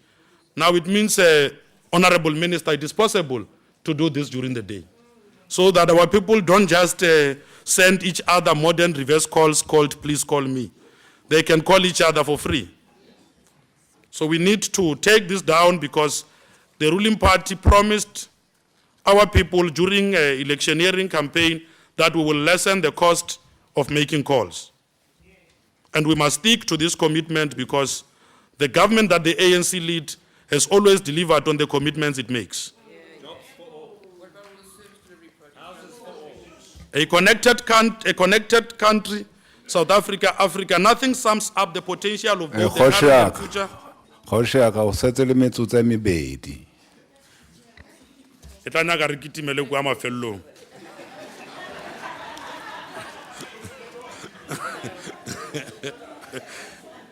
Chairperson of the session, we must arrest underdevelopment, because I saw the minister and the deputy minister spoke about the other issues of policy. Maybe it's important that I bring the people of Palabora to this house. Chairperson of the session, we must arrest underdevelopment perpetuated by the challenges we have just outlined, borrowing from the wisdom of our forebears, whose courage is best personified by the speedy idiom that chipur leke lebelo mohlaba wa re ke nabile. We should never allow the speed at which monopoly capital prevails to outweigh the development of our people. This we must do by giving, amongst others, maximum fiscal support to USASA, so that it attains its objectives of providing accessible broadband to mostly underserviced areas, the people of Sekhukhune, Bongwato le Bohlabirwa, who connect to the world over without any hindrance. As they watch the sun rise, trying to figure out the best for their communities, our chiefs, kings and queens, dikgoši le dikgošigadi, have maintained that Sekhukhune se bona ke sebataladi. No sun outlies its sunset. True to our conviction that the lack of diversity within the ICT space is an orchestration of monopoly capital to advance an unintended societal divide by placing investment in areas that seem to be commercially viable.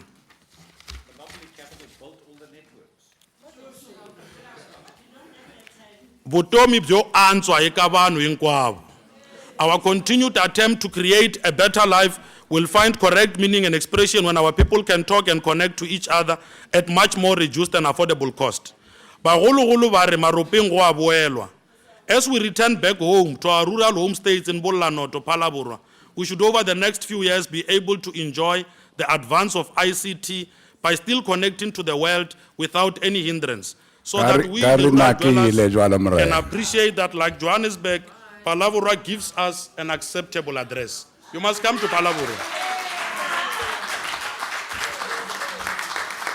Sizawubiza ke ilungu elihloniphekile ubaba ukhubisa.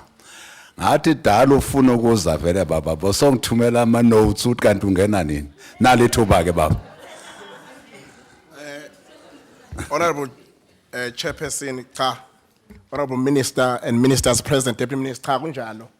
Ukuthi khona abahoxile labesaba. Ngase ngicabanga ukuthi nathi basabile ngoba sebehambile manje. Chairperson, we all agree that there is a huge cost to communication. And therefore, all of us must make means to ensure that we make communication cheap. Having said that, Chairperson, I'm certain that all of us fully agree on a vision that aims at connecting all of our people and all the sectors of our society through ICT, knowledge, and information. And to this regard, digital networks, digital migration services, applications, content and devices integrated into the economic and social fabric of our society are of paramount importance. Now, the point in question here, Chairperson, is that society must connect. Society must be active. Society must talk and communicate on all matters that improve their way of life, connect the interest of human coexistence, promote economic growth, create work opportunities, and expose people to other worlds, and encourage skills development. Now, the vexing question, Chairperson, and the most perennial one is, how do we create an informed citizenry, both in rural and urban areas? How do we ensure that we optimize ICT technology to improve communication for the young, women, the old, and physically challenged? Chairperson, I've alluded to the fact that communication is expensive and it's very costly, whether it's radio, telephone, TV, cell phones, print media. Together, we need to devise ways and means of making communication easy for the young, poor, women, and the unemployed, including the indigent in rural areas. The greatest chunk of the budget of the department is transferred to some entities, public entities of the department: SAPO, NS, Centec, CASA, USASA, SITA, etc. Perhaps it is important, Chairperson, to say, if we look at the back, USASA in 2013-2014 financial year, according to the Auditor General, and he observed that 43% of the targets were not met, or they were not specific.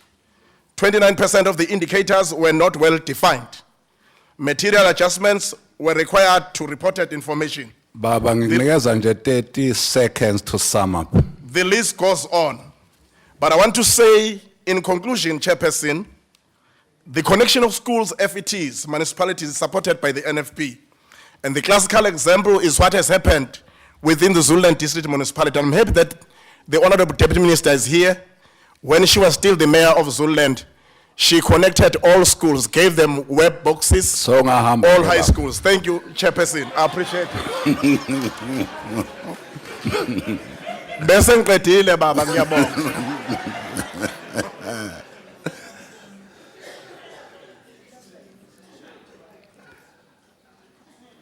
We are expected to call upon Mr. Honorable Madisha. Now, he was there when you started speaking.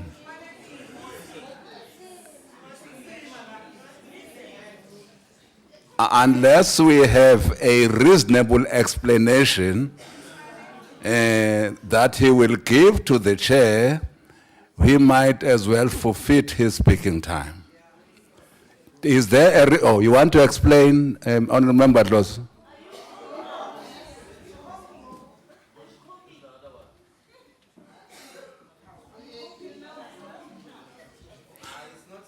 No, that's fine, just speak, it's fine. I think that there is a reasonable explanation because the program that was presented to us has been confused by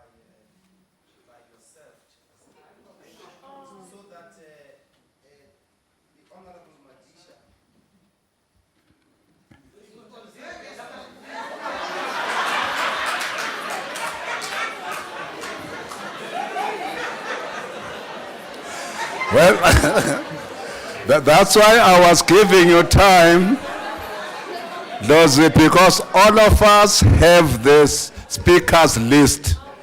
Can you just withdraw that I've confused the House? Just withdraw that part, because it's not true. It's wonderful. Wonderful. Now, we know what might be the plan, because probably he would like to speak after somebody, but I don't think that honorable members should do that.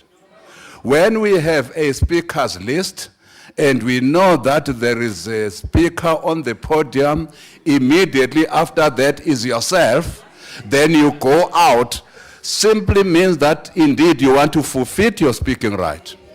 Can I call upon the next speaker now, because we have given Honorable Member Madisha ample opportunity. That's why I opened this discourse, so that we give him ample opportunity wherever he is to come back, but he has not been able to do so. Honorable Member Nkwana.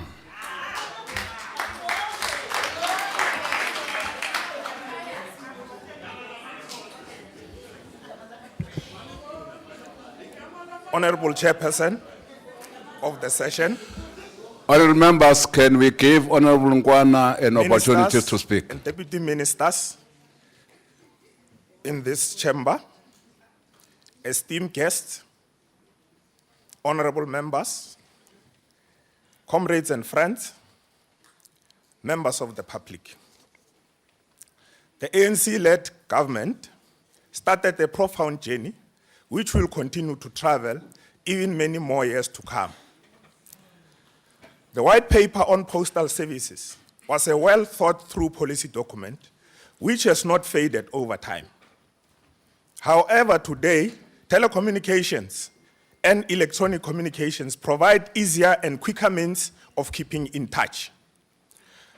To a certain extent, such new technologies are serving as substitute for postal communications and in turn diminishing the importance of social function of postal services.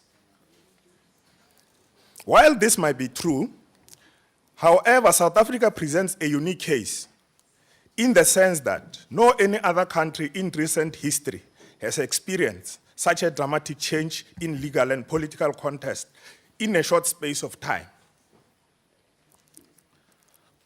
Context remained important in the historic sense, as the inequalities that were engineered as a facet of apartheid continue to bedevil the current context, and nowhere is this more apparent than in the disparities in access to ICT in South Africa. There is no doubt in my mind that post offices throughout the world need to redefine their existence, must undergo radical change and transformation. The time for bandage and solutions has gone. This is time for major attendance. At the same time, census by Statistics South Africa on community preference indicate that although the market position of conventional postal services is declining, however, such many people still just find paper records more reliable and trustworthy. We still believe in letters. Basic postal services are the right of all citizens. They are essential to the social and economic development of the country. Access to reliable and efficient postal service contribute to the success of development programs and policies, and contribute to the dignity and respect of South African citizens. It is important to note that the postal network should link every citizen in the country to a service that they need to use and need. Therefore, postal network allows the flow of goods, services, and payments between economic agents. An efficient postal network can therefore sufficiently and significantly reduce transaction costs across the economy, forge markets where they do not exist before, and support knowledge transfer between these agencies that allow innovation and growth. Honorable Chair A survey by the World Bank Consultative Group to Assist the Poor says more than 2.9 billion people globally do not have banking services. Access to banking can help to lift the people out of poverty by providing ways to search money and make payments without having to travel very far. These people are often rural, in rural areas or in cities, and need to regularly send money home. So the use of information and communication technology payment helps them to avoid the risks of crime and the cost and hassles of traveling. Ke mokitlana. The South African Post Office postal networks also provide financial, logistics, and e-commerce services to countless customers. And posts are increasingly moving into the field of electronic services to better meet customers' evolving communication needs. In addition, the world's postal services today processes and deliver 381 billion letters and 6 billion parcels annually, using an awesome worldwide network linking them together through sophisticated processes and technologies. The South African Post Office, SAPO, in the long term is looking to respond to the change environment by developing the postal service through mail order services and parcels and other modern postal products, including hybrid mail and registered emails, as the minister has alluded. The South African Post Bank Limited Act provides for the corporatization of the Post Bank Division of South Africa as a financial institution servicing mainly the unbanked society. This is in line with the new growth path and the National Development Plan, which note that an adequate communication environment provides the backbone of a modern economy and therefore expand the infrastructure, which will, together with a measure of reduced cost. To this end, in an effort to provide a wide range of affordable and accessible financial services to the unbanked, the department and the post office will expedite a rollout of the post bank centers and outlets throughout the country. An adequate communication environment provides a backbone for a modern economy, and therefore expanding the infrastructure will go together with a measure to reduce the costs.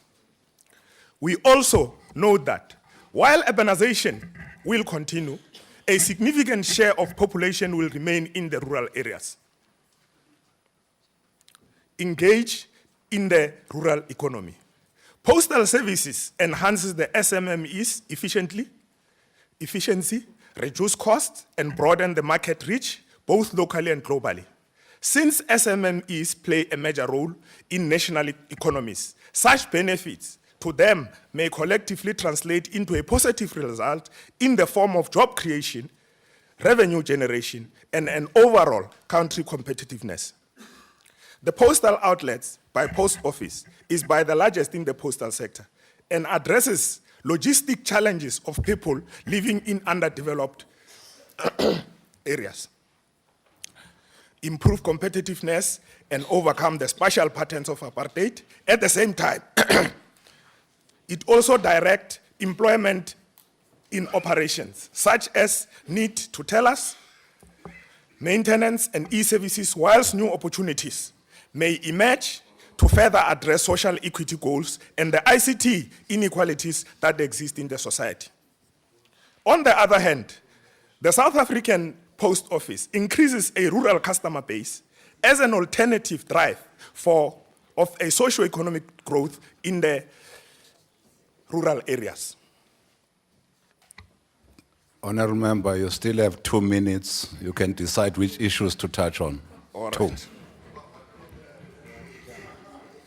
The provision of postal and financial services to South Africans should be affordable and accessible, as my colleagues have said, by all South Africans, and therefore alignment of post office mandate to support government programs such as the entrepreneurial development with major focus on women entrepreneur empowerment at the center. Rural development through rolling out of household postal addresses to people who do not have addresses continue, not as an expensive of post office losing revenue. We call on Minister to work towards ensuring a continued government support in order to address the mandate carried by the subsidy of these post office operations. With more than 2,400 outlets, postal outlets, the penetration of office services is felt in communities, particularly in rural areas where other service providers are not accessible at all. Post office promotes a culture of saving through bank, contributes to the economic and social upliftment, creation of decent work, as well as financial sustainability of the country. The department and the unions need to work together to resolve the issues around the labor, which tends to impact negatively on the revenues of post office in order to bring about stability in the sector. The postal sector and post office should develop innovative ways to create job opportunities. We also urge government departments to use and utilize the post office, as post office is government-funded and government-owned entity. We also urge the Departments of Education and Department of Communication. We support the budget. Thank you. Sorry. Honorable members, because we are Democrats deep down in our hearts, we have since been alerted to a note that Honorable Madisha wrote to the table staff indicating that he has got urgent business to attend to. Now, of course, what is surprising that that urgent business collided with his time to come and speak. We will then, because we are Democrats, because we fought for democracy, if Mr. Honorable Madisha comes before the Honorable Minister has replied, we will indeed allow him to speak. But if he doesn't, and the Minister has been called to come and respond to the debate, he will then forfeit his time to debate. I think we have done our bit under the circumstances. Kolomaba. Chairperson. Yeah. I think there's a bit of some confusion here, Chair. You know, if you look at the order paper, it talks of debate vote on 27. It talks of communications, full stop. And so? And yesterday, it talked of GSI only. So I think, I'm trying to explain to you, Chairperson, what has happened to some of the members. So they thought today was communication. But Chief, just a minute, Honorable Member. Are you explaining, yes. trying to say we should not give Mr. Madisha another opportunity to speak if he comes back, or we should give him, so that you address yourself to that issue? No, Chair. I'm trying to say, if he was confused, why he was. Okay. Can you sit down, Honorable Member? Sit down, Honorable Member. Just sit down. Chairperson. Take your seat, Chief. Chairperson. Just take your seat, Chief. Honorable members, I've just said, there he comes. There was no confusion on the honorable member. The honorable member wrote a note to say he has got urgent business to attend to. Because we are Democrats, we then allow the member to speak now. Speak, Honorable Madisha.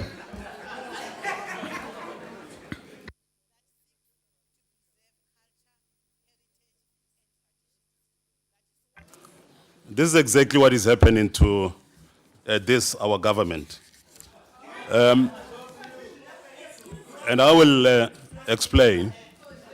Truly, the people of our country must see this, must understand that confusion shall always be created to make sure that that which the people have to come up with does not take place all.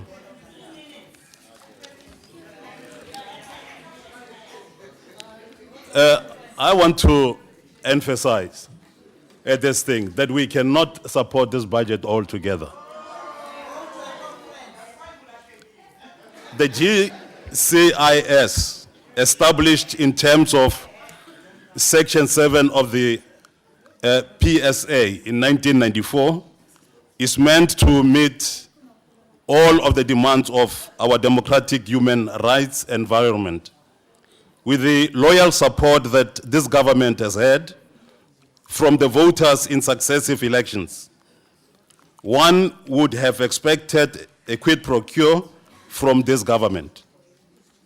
Unfortunately, South Africans who were made to endure information deficit as a result of the apartheid and poverty are generally still lagging behind in that respect in 2014. And those of us who were in that movement for almost 3 decades are disappointed at this kind of thing that is happening.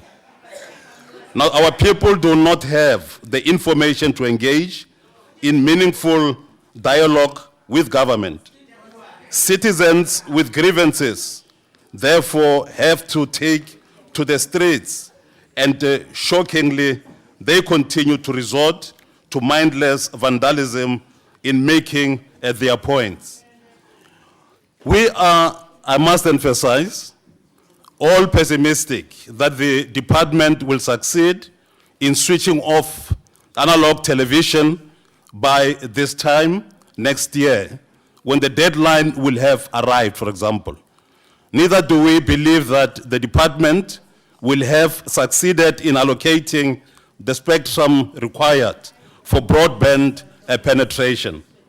Chair, we will not support this vote, I want to emphasize, because we stand for transparency, we stand for digital migration, we stand for broadband penetration, and the public broadcaster, for example, and all these other ones that you are talking about. Just 30 remain seconds free to sum up. and 30 independent. seconds, Madisha. We stand for the perpetuation of that which the president, late President Mandela, raised. His legacy and where this department is headed is unacceptable to us. We cannot, in Samai. good conscience, support this vote. We can't.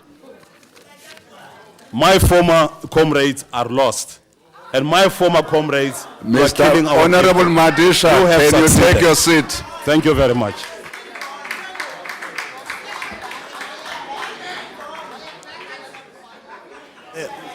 May we now call upon members, let's still observe the decorum of this house, please. May we now call upon Honorable Member Mackenzie. Order, Chair. Order. Order, Chair. Point of order, Chair. Chairperson, I think we have Mackenzie, take your seat. Take your Yeah. seat. We have a responsibility as Parliament, as recordings are recorded verbatim here, that the table should guide us in this respect. Whether here today, What is your point of order, Chief? it's what I'm going to tell you, my point of order. Put the point of order. The point of order is that what we are discussing is not recorded as such. What is we're discussing today as a debate is not recorded as such, because today we're supposed to be discussing communication and telecommunication. According to the program, we are discussing communication. Now, the table should guide us in this respect, which have caused a lot of confusion to members. Thank you. Can you speak on that point? Chairperson, on a point of order, we had 2 debates.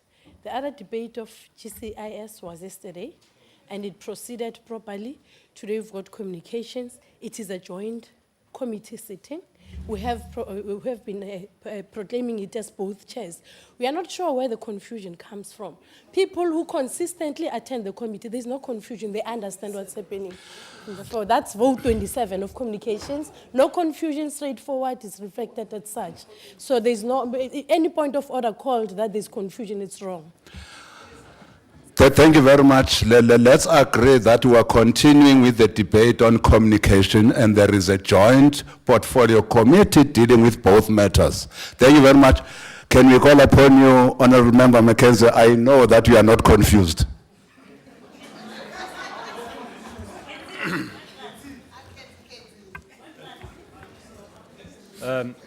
Thank you, Honourable Chairperson. For a maiden speech, to have to do the walk to the podium twice was a bit much, but I'm here.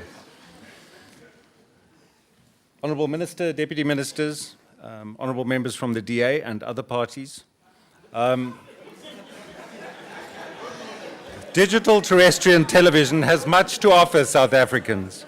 A better TV signal, potentially more programming and services, and most importantly, freeing up the exceptionally valuable spectrum used by analog signals for broadband use, the so-called digital dividend.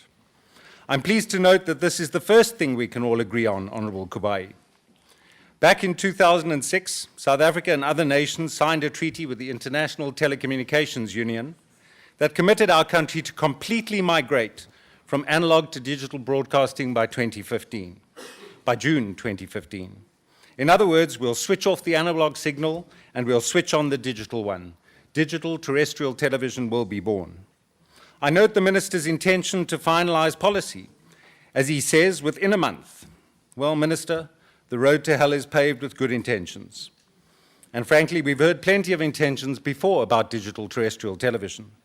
Should we fail to do this, the consequences are very serious indeed. Our analog signal will no longer be protected. We will be in breach of an international treaty, and our failure to abide by this treaty means further reputational damage to South Africa and our standing in the eyes of the international community. Our international reputation already suffers from poor performance in several indices, and we can't afford any further loss in our international standing or the erosion of our national brand that Brown South Africa has asked the South African taxpayer for 169 million rand to protect. That is the second thing we can all agree on, Honourable Minister Cwele.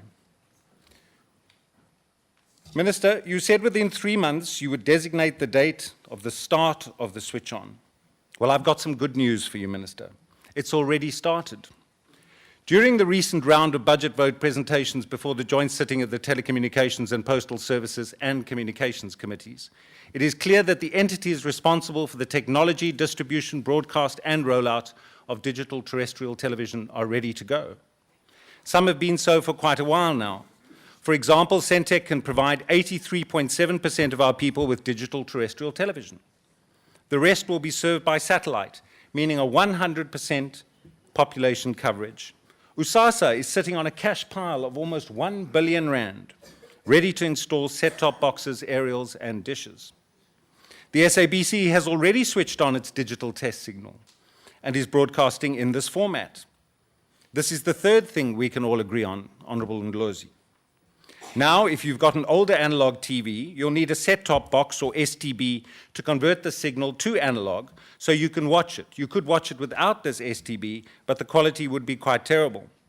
Without going into too much detail, I've read quite widely and extensively over the last while, and if there's a fourth thing we can all agree on, it's this. This is the point where all agreement stops. Between the government, between manufacturers, between broadcasters, and between industry associations. 8 years ago, the government came up with a misguided scheme for local manufacture of set-top boxes. It was meant to create opportunities for our people, using black economic empowerment as a yardstick. And for 8 years now, the government has been flip-flopping as pressure is brought to bear from one group of interested stakeholders to another. And the government is not alone in this indecisiveness either. Several stakeholders themselves have changed their positions, especially around the inclusion or exclusion of a conditional access system. Broadcasters and manufacturers are unable to reach any kind of agreement over access control, and government appears to be caught up in the middle. Perhaps this explains why South Africa is 5 years behind the schedule with digital migration. We have until June next year to meet the ITU deadline to complete our migration. To put this into perspective, Zimbabwe and Rwanda, for example, are ahead of the curve and ahead of us. We are so far behind because ANC policy indecision has created unrealistic expectations and thumbsuck numbers on job creation, all of this pie in the sky. We have a government terrified of litigation from stakeholders who've invested time, money, and energy into gearing up for DTT based on policies and proposals that have changed more often than the number of communication ministers, and that's a lot. While a tender for set-top boxes was issued, changes in the strategy meant this tender fell away and no new tenders have been called for. Now, I'm not going to weigh in on the side of a control mechanism or not, or on issuing a tender for set-top boxes or not, because frankly, I'm not the minister and I'm not the government. That's my maiden speech. That's your job, Minister. It's what you're being paid to do. When danger threatens, there are three ways people respond: fight, flight, or freeze. Like a rabbit in the headlights, this government appears to have frozen solid. You, Minister, have to make a very tough decision, and it's tough because it's very clear that no matter what you decide, you're not going to keep everyone or make every party happy. You're going to have at least one stakeholder that's exceptionally unhappy no matter what you do. There is no win-win solution. Accept that reality. What is non-negotiable, though, is that South Africa has to migrate to DTT to meet our obligations by June 2015.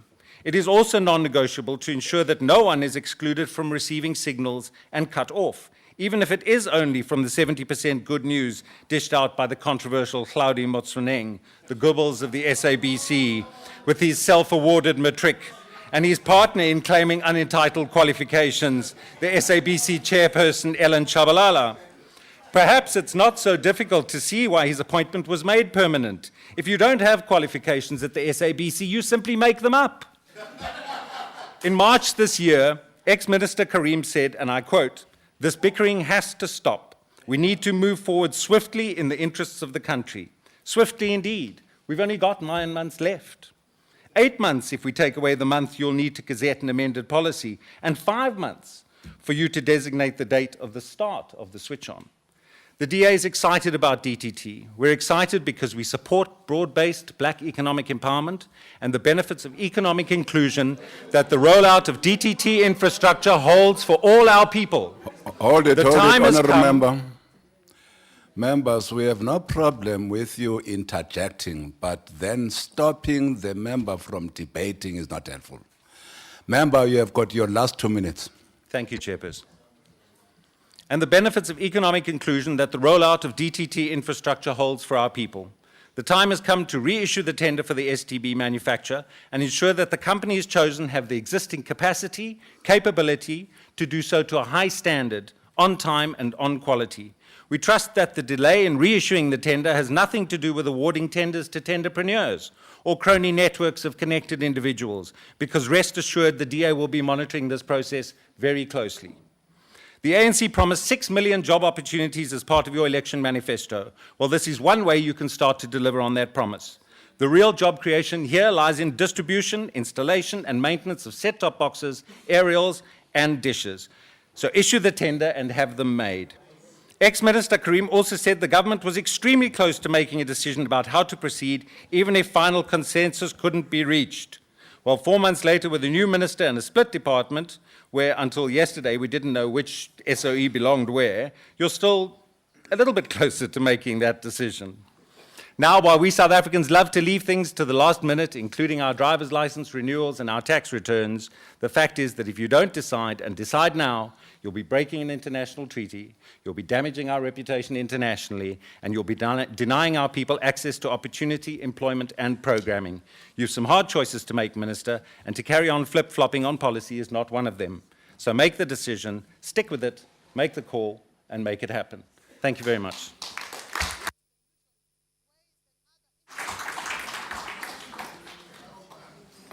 We now call upon Honourable Member Tsotetsi.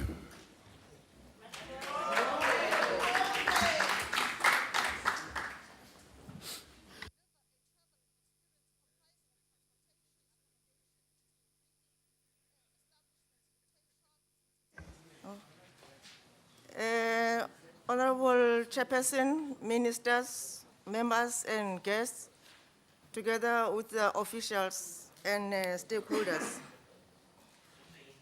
I think, Chairperson, it is important that I start with Honorable Ndlozi before my time is up. Honorable Ndlozi, we cannot move with the speed when DA still holds and where's the flag of resistance towards transformation of the country and other black people not understanding themselves. We must also tell the truth that under the leadership of the bitter sugar-coated National Party-covered DA, you wouldn't be where you are and exercising your freedom of speech. A good leader in governance will explore all avenues to develop the country whilst intensifying processes for skills development so that in future you nationalize having armed yourself with the necessary skills. Economic dynamics dictate situations of supply and demand and comparative advantage, hence the need to import in other areas. We can assure you there are goods which are exported by South Africa to other countries. Ours is to exercise our patience and acquire skills which will enable us to import less and export more. Why such a situation you complain about, ask not far, but here. Honorable Ndlozi, young as you are, show as an African who respects any adult, who thinks it is a joke to lose a father of your children and not feeling ashamed of himself, having put you through in your own country. Honorable Mam Winnie Mandela's ancestors did not come to Africa but have their roots in Africa, and those who share with her that history will sympathize with her. Those whose ancestors have no roots in Africa but came to Africa will rejoice out of her situation. They are not ashamed of fighting for the land of our ancestors. I actually think they've overstayed their welcome in our country. How ungrateful. Say thanks, Honorable Member, that Honorable Member Buthelezi is not here Honorable in the House. Member. He would teach you a Honorable lesson or Member two about Tsotetsi. African culture. Honorable Member Tsotetsi, there was a hand. I'm not sure whether Ndlozi is a point of order.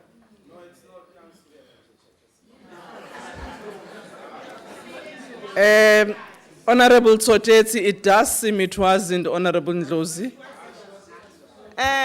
Honorable Chair, through you, Honorable Ndlozi, the reason why I said I wanted to start with you is because someone spoke before you and I wanted to address this matter of this comment, the silly comment that was made about Mama Winnie Mandela.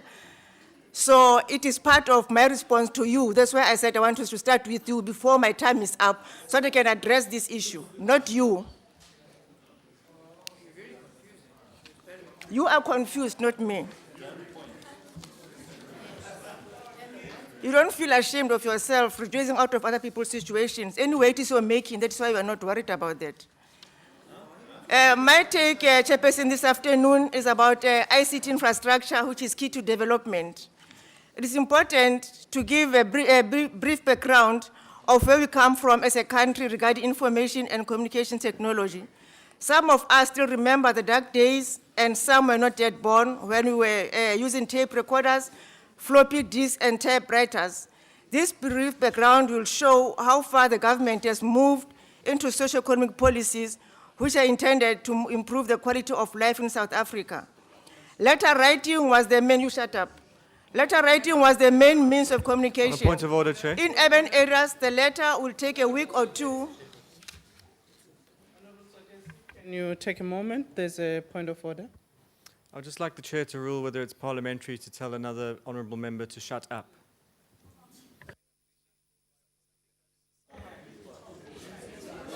Honorable Member, it is not unparliamentary. Hello? It is. It is unparliamentary, I'm sorry. Honorable Tsotetsi, can you please withdraw? Chair, I withdraw. They must learn to respect others. Honorable Letter- Tsotetsi, I did. can you please withdraw?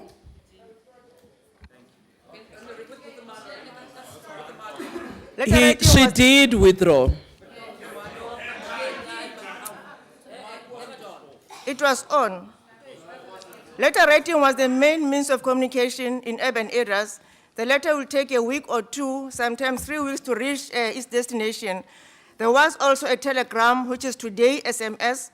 One would take a journey to the post office to do the telegram. In most rural areas, letters will be delivered from the post office in town to schools or stores, and we know how the rural roads are. Possibly, the letter could take even more than a month. All these horror stories took place during the apartheid regime. As we fold our sleeves to develop South Africa, it must be taken into consideration that the 20 years we are celebrating has a baggage of resistance to transformation. We started with the government of national unity. What's this nonsense? We started with the government of national unity as part of the efforts to alleviate fears of terrorism as we were perceived. The second 5 years were also difficult as the ANC government found the country in debt and had to be creative and formulate mechanisms for damage control. After 1994, development gradually kicked in, and with the march of time, there came a need to accelerate as far as information and technology infrastructure is concerned. South Africa is no longer isolated internationally, but embraced. Can we applaud the ANC-led government for that? The development of ICT infrastructure is at the heart of our national developmental agenda. Let us take into cognizance the fact that our ministry is the newly installed. Therefore, our role requires a more rapid application of programs of action. We need a wider range of technologies to assist our organization in running more efficiently. Our ministry is tasked to set the telecoms and postal sectors on a higher scale of operation. Bearing in mind that our country's telecommunications sector is growing at a rapid rate, estimated at 179 billion in 2011, it is expected to reach 187 billion by 2016. The services targeted, which are essential to the everyday mechanics and integral to effective service delivery, include hardware, software, networking, and implementation, if only we can account for all these figures. And the digital migration, allow me, Chair, to reflect on the recent speech delivered by our Honorable Minister, Mrs. Abonga Kwele, of Telecommunications and Postal Services at the ATU Plenipotentiary Conference in Harare. Amongst other important issues, he confirmed that our ICT policy review process is underway, and we hope to finalize this process in the current financial year. We also agree with the International Communication Union focus on the importance of broadband to accelerate our country and regions' economic and development prospects. The policy review process aims to promote access to ICT services, which will also strengthen collaboration between the ICT sector and other service sectors, such as banking, commerce, agriculture, and other new services. Just rushing for time. The impact of ICT infrastructure in education, the Government Gazette of 14 January 2014 refers to a panel whose mandate is to review the policy and ensure South Africans have the right to access and diverse range of information, opinion, news of relevance to their communities and lives. South Africans have a right to equitable universal access to communication infrastructure and services. South Africans are entitled to communication services that reflect, respect, and uphold community standards, as well as our culture and values in accordance with the Constitution. South Africans have a right to privacy and to protection of personal information. It is unfortunate that ICT development is being abused and people's privacy is tampered with. Criminal activities are also masterminded through this development. However, we must never lose hope but continue mobilizing for the good and best utilization of ICT. Agencies such as IMCA, National and Skills Institute, MDD agencies are playing their part in skills development, creation of medium micro enterprises, the SMMEs, and job creation. And coming to Honorable Shin, before my time is up again, there's no confusion in the ANC, hence the continuous support nationally and internationally. The percentage you so much make noise about doesn't change the fact that South Africa is led and governed by the ANC. Your divide and rule of singing songs of praise to other ministers at the expense of others is like a repetition, which is, repeating the song, a recitation actually, without memory. You only read and hear you only read and hear about the previously disadvantaged communities, hence your continuous discrimination. You have never been committed to their plight and their development, and will never ever be, because you are running after their cheap labor. You still have the mindset that equality, quality lies under the white skin. What a daydream. If DA is the party to associate with, why were you isolated internationally? You must thank this democratic government that you are accepted again under the leadership of the ANC.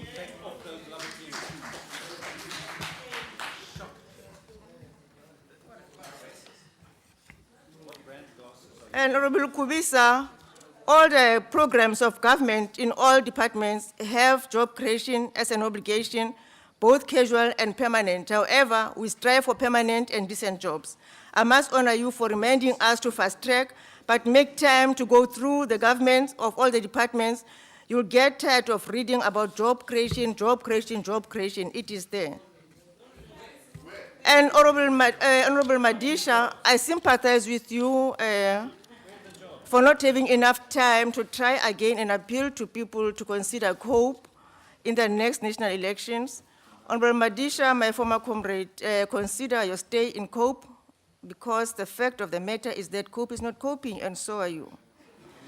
And Honorable Mackenzie, your short memory of forgetting names of other parties is noted, and ICT will assist. You just Google and you remember who governs South Africa. Again, South Africa is alleged to be 5 years behind because of your resistance to transformation again. It is true that you're not governing South Africa and it never ever change again.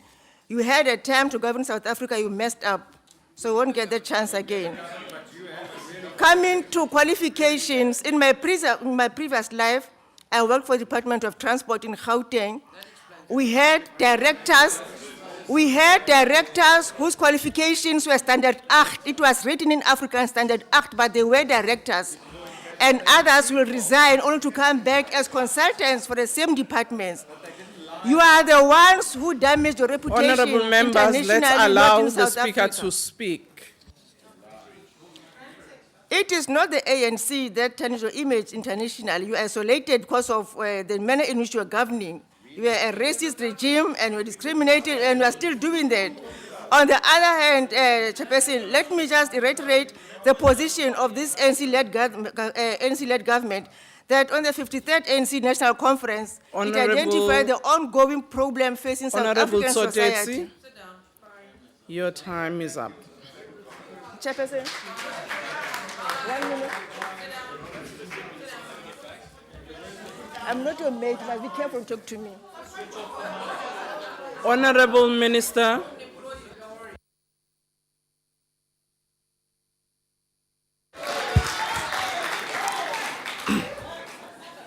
Honorable House Chairperson, I'd like to begin by thanking all the members who participated in this debate for their support and their valuable input. I will make sure that Comrade Madisha, I'll have tea with you so that we can inform you and clarify some of these things which seem to be troubling you. And I'm sure after the explanation, we'll be able to understand where we're going to. Honorable Kubai, the chairperson of the committee, stressed the importance of the massification of the e-skills.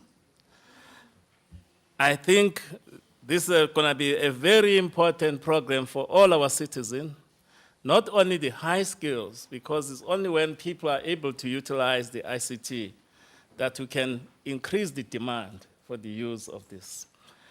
It is in this respect that with our meager budget, we'll continue to try and get more resources, but at the same time collaborate with other educational institutions to massify the e-skills. The current programs, which include 4 universities in this country, I think we'd be learning from it because it is a distance e-learning program where people can acquire these skills without going to sit in the institution itself. It also opens opportunities for our youth to be involved in these sectors if they acquire these skills for their own development, and in particular, all other marginalized sectors of our society, including women and small enterprises, particularly the rural enterprises. We have seen in other countries like India how the rural farming communities were just transformed by the use of ICTs. In South Africa, we've got a huge informal sector. These people are trading on a daily business. Our institute, Ikamva Institute, is involving this sector to develop the informal ICT applications, because applications can only work if they are developed to solve local problems, so that we can assist this sector to grow and come to the formal sector of the economy. Secondly, on the broadband rollout in Cape Town, of course, we welcome the rollout which are done by all provinces of the broadband plan. What is key here, I think you should have been honest to say, like your Premier Zille, who thanks SITA for actually running this program and getting the operators. We welcome this program, but if you check it in terms of scale, it is really nothing compared to what Gauteng government is doing. Yes, they do have the plans and they are implementing for the broadband. What is critical, honorable members, is what other members have been saying. In rolling out all these plans by the cities, by the provincial government, we must make sure that these plans are talking to the policy which has been agreed, South Africa Connect. On the digital migration, a lot of members spoke on this one. There seemed to be general agreement, and I fully agree with the Honorable Shin, that we should not allow broadcasters to stall this process. Most of the consultations which has been happening have been trying to get consensus among the broadcasters. I think the draft amendments which were put were trying to accommodate all the broadcasters. Those who want to use the set-top control must use it. Those who don't want to use it mustn't use it. But this set-top control has got important function. We don't want dumping of the cheap foreign products on the South African soil. Particularly, we want to increase Honorable the Minister, ICT you've got 2 minutes. Thank you. Electronic manufacturing in South Africa. It is very important because if you check, while there's been growth in the job numbers in the sector, but when it comes to electronics, the job numbers have been decreasing, which brings the point, Honorable Ndlozi was saying, that we cannot afford to continue to import these things at scale when there can be an opportunity to manufacture these locally and actually also assist with the transformation and bringing new entrants and black industrialists to the sector.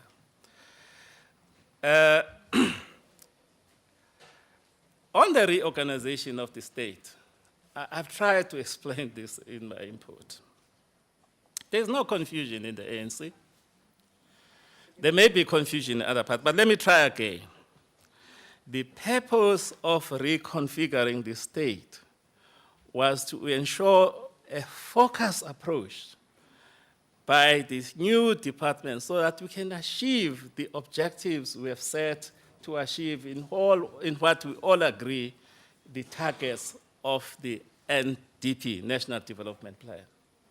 It is not about reversing the global processes of convergence. It is not about causing confusion to the regulator. The regulator will always be there. And reporting to whom? That's a question. The question is to report to ANC government, because we've got one ANC government. The question who will direct the digital migration, it will be the ANC government, because as an ANC government, we act collectively. We are not a federal party. We are one national government which acts collectively.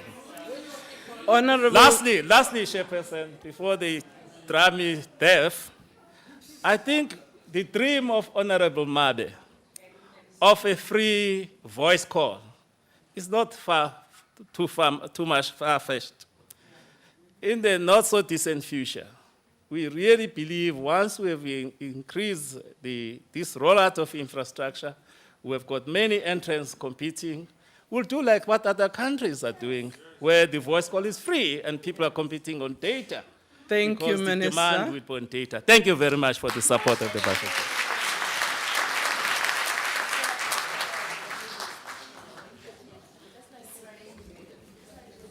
Honorable members,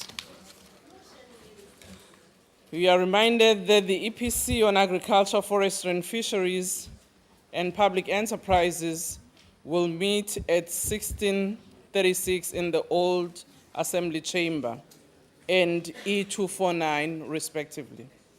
This concludes the debate and the business of the extended public committee. The House rise.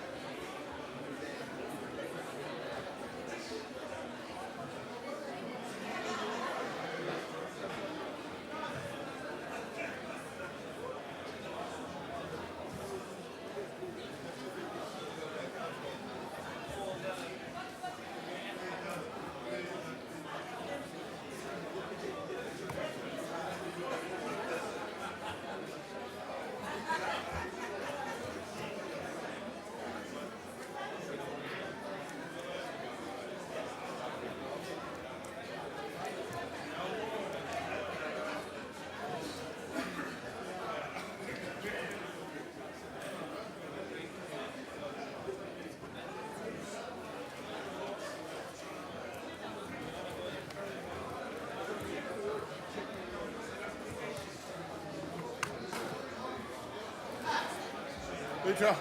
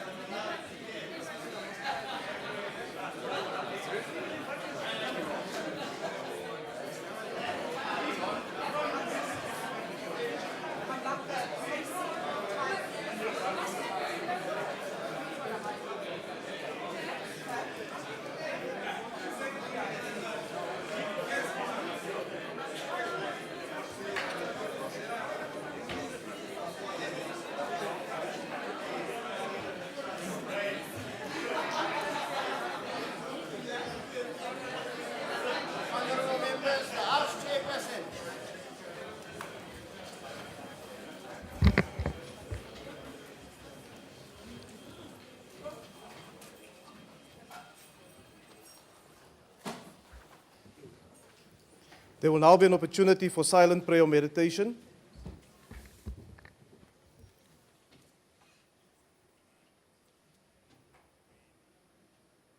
Please be seated.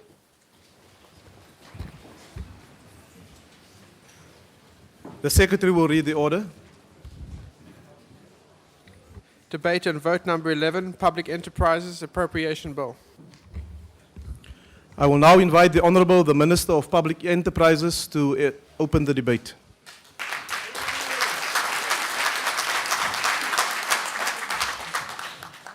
Honourable Chairperson, thank you very much.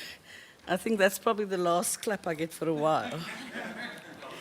Honourable Ministers and Deputy Ministers, Honourable Members, Chairpersons and Board Members of the state-owned companies, the DG of the department and members of my department, Chief Executives and Senior Managers of state-owned companies, distinguished guests, ladies and gentlemen. Chairperson, the way in which you get to appreciate the very real way in which this portfolio touches the lives of every citizen is when your phone rings minutes after the President has just named you as a member of his cabinet responsible for the public enterprises portfolio.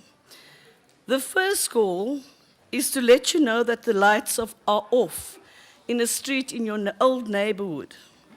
The second is from an old aunt wanting to know if you know that the price of electricity is going to increase again.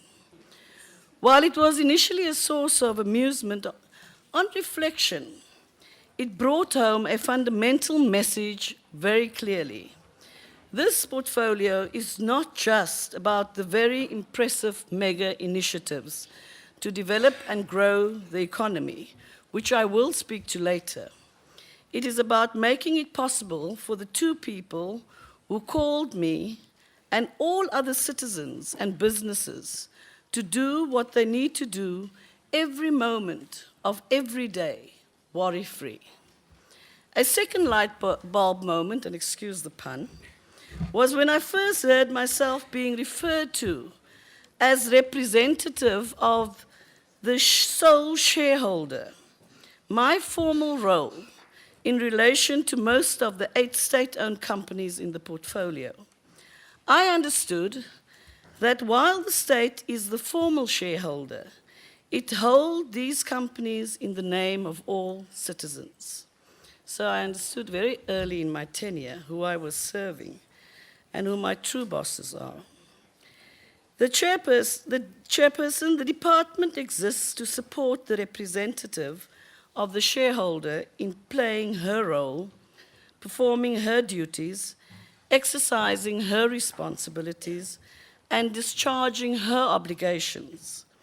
In doing so, I require it to operate at 4 levels: to distill government policy and strategy into a shareholders' compact or a performance agreement with each of the companies, and to provide careful, incisive, and detailed scrutiny of the way in which each company performs against the agreed targets.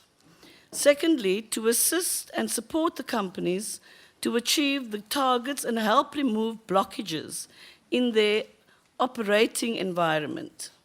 To undertake interventions to harness the combined capacities and capabilities of all the companies and other key players to unlock inclusive growth, drive industrialization, create jobs, develop skills, and de-racialize the economy. And then lastly, to join me in engaging other relevant players in the policy and regulatory terrain to obtain certainty and secure the most conducive circumstances for the company within which to operate and succeed. So naturally, I have expectations of the state-owned companies as well. Given that this is the first time that I'm speaking as the representative of the sole shareholder in introducing Vote 11, I would like to use the opportunity to reflect briefly on my expectations and how I hope to inhabit this role. First, state-owned companies must simply get the basics right. Those with a direct interface with citizens and businesses must deliver quality, affordable, and accessible services consistently. In old-fashioned parlance, they must ensure that the trains run on time. In our case, of course, these would be freight trains. Second, state-owned companies must continue to serve as effective strategic instruments of industrial policy and economic inclusion. This must be as central to their thinking as performing their core business. Thirdly, the Visionary National Development Plan and its effective 5-year implementation plan, the medium-term strategic framework of the 5th Democratic Administration, assign very pivotal roles to state-owned companies in achieving the radical socio-economic transformation of which the State President spoke in his recent State of the Nation address. And these are to contribute substantially towards accelerating and sustaining inclusive economic growth beyond 5%. Secondly, ensuring much higher levels of employment creation and decent work. And then rapidly reducing inequality, including the deracialization of the economy. And this will push back the triple challenges of poverty, inequality, and unemployment, which is required by government, and therefore it's required from us to do things differently. Fourth, the boards and management of state-owned companies must be paragons of strong visionary and strategic leadership, cutting-edge business practices, innovation, and exemplary governance. There are two obvious questions which arise from such expectations. One, will I act in relation to those boards who fiddle while precious public money burns, and/or who fail to ensure that the company fulfills its core mandates? My answer is yes. Does this mean that I will micromanage the companies? Or, to put it more bluntly, will I interfere? The answer is no. I have outlined how the department and I will approach matters.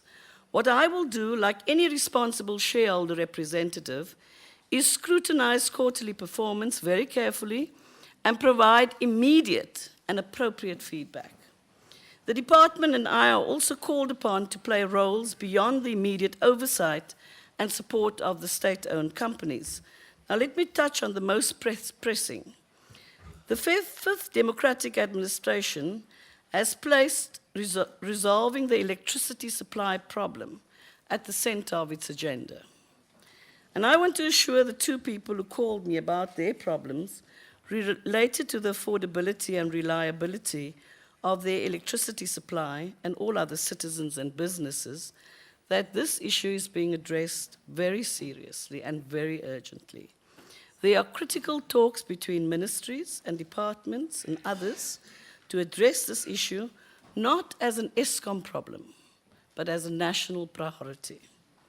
So Chairperson, let me now turn to vote 11, because I know I'll be judged forever on those first few things that I've just raised, Mr. Honourable Member Murray.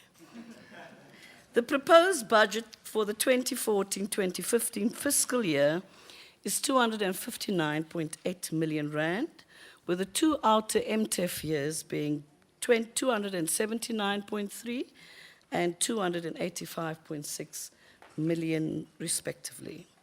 Following tradition, the Deputy Speaker and I will cover this portfolio together, so he will speak after me. Let me reflect briefly on infrastructure investment. ESCOM's Build program and Transnet's capital expenditure program form the core of government's infrastructure investment strategy. ESCOM spent 58.2 billion rand on capital expenditure in 2013-2014. The key achievements of its Build program are: 1, the completion of the Return to Service project. All 3 targeted power stations, Camden, Grootvlei, and Komati, are fully operational. This added 3,700 megawatts generating capacity to the grid since 2005. Secondly, the refurbishment projects have made progress. All the Krill units and 3 of the 6 Matla units have been refurbished, delaying the experience at Duva. The first project under the Renewable Energy Independent Power Producers Program was connected to the grid in September 2013, and the first IPP was commissioned in November 2013. So a total of 467 megawatts is currently available to the system from these producers. On to Transnet. During the 2013-2014 financial year, Transnet awarded a 50 billion rand contract for the acquisition of 1,064 locomotives. Not only will this acquisition of locomotives enable Transnet to increase its rail volume capacity, but the procurement process has been structured in such a way as to allow for maximization of localization benefits. Chairperson, Broadband Infraco will be transferred to the Department of Telecommunications and Postal Services as soon as necessary processes allow. Denel is doing well. Denel has returned to sustainable operating profit. The majority of its revenues are now derived from export orders. The business order book has grown from 21 billion to 30 billion in the past financial year. Revenues will double to over 8 billion by 2018-2019. In the 2013-14 financial year, Denel secured a 10 billion rand contract from the South African Department of Defence to produce 238 Hoefyster infantry fighting vehicles. Importantly, 70% of the components of these vehicles will be developed and manufactured in South Africa, creating 2,000 jobs at Denel and in the South African defence-related industries.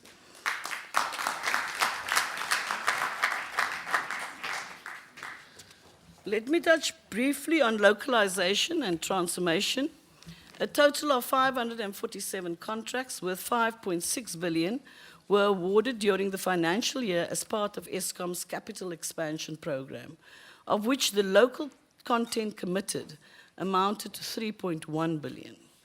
In the 2013-2014 financial year, Transnet achieved 92% local content procurement as a percentage of total spend against an actual target of 70%. Transnet also exceeded the supply development target.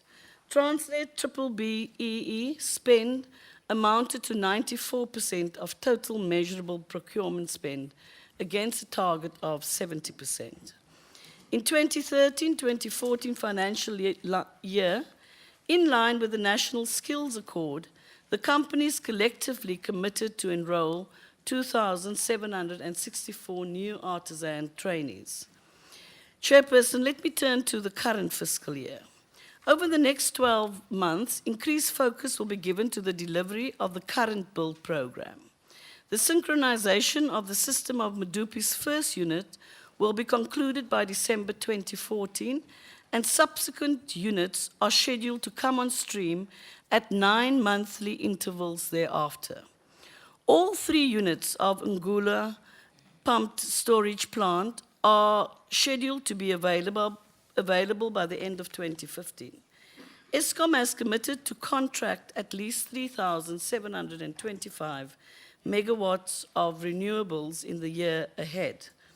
Transnet has substantially increased its targeted infrastructure expenditure over the 7-year period beginning in 2011-2012, from 110 billion to just over 312 billion. This will address the current capacity constraints and inefficiencies of our national logistics system. Over the current MTEF period, Transnet will spend 107 billion on its capacity expansion program. It is projected that the jobs supported by Transnet in the economy will increase from 368,000 in 2011-12 to 570,000 in 2018-2019. In the 2013-14 financial year, the department developed the Africa strategy that is intended to coordinate the investment activities of our companies and reposition them to be able to capture the opportunities that exist on the African continent. The current economic environment presents a major challenge to the financing of the build and capacity expansion programs of government. It is clear that a sustainable and funding framework that is independent of the fiscus is required. This framework must attract private sector funding and guarantee a reasonable return on assets on the one hand. On the other, it must allow space for government to leverage the BUILD program for better developmental outcomes. Let me touch briefly on the airlines. The environment in which SA Air and SA Express operate domestically and globally has become ever more challenging with intensified competition, narrow margins, cost pressures due to fuel prices and currency volatility.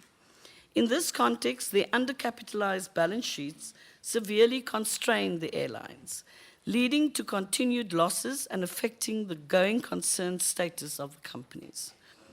It has become clear to me that simply, if you ask that question in my response, I'll tell you why not. It has become clear to me that simply extending state guarantees to the airlines is an inadequate response to the challenge, and that an extraordinary intervention is required to put them on a sustainable footing and to support their turnaround efforts. The department will continue to focus on increasing localization in the BUILD program through the Competitive Supplier Development Program. It is also working with the airlines to ensure that the fleet acquisition programs deliver better industrial development outcomes. Government has invested substantially to enhance the capabilities to manufacture high-value components for the aerospace industry through Denel Aero Structures and other initiatives that involve the private sector.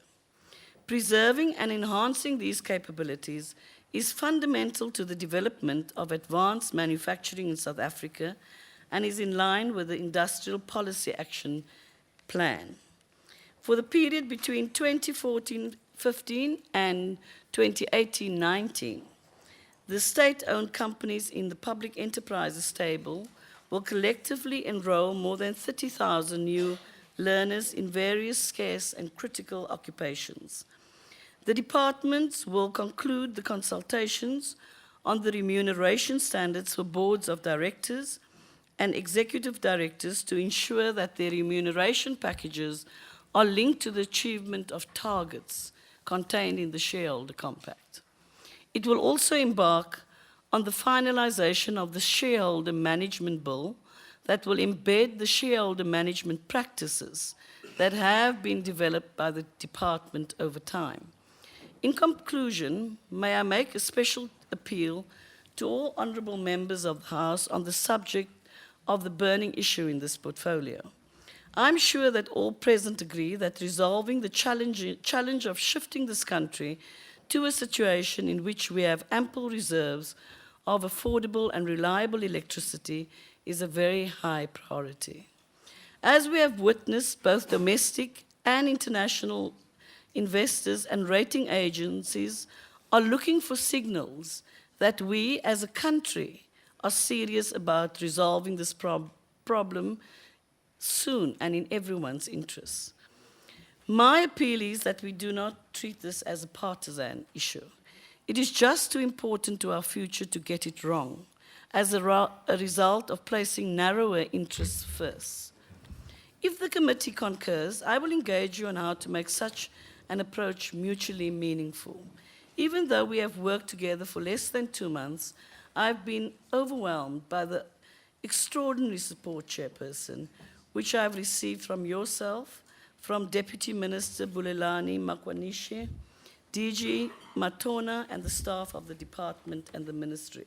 And for that, I say thank you very much. I would also like to thank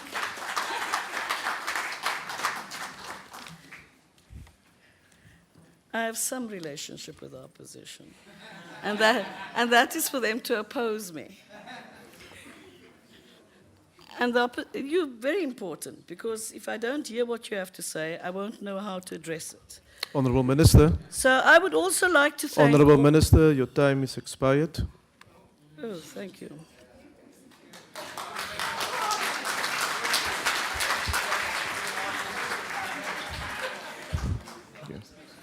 The next speaker is the Honourable Letsatsi Duba.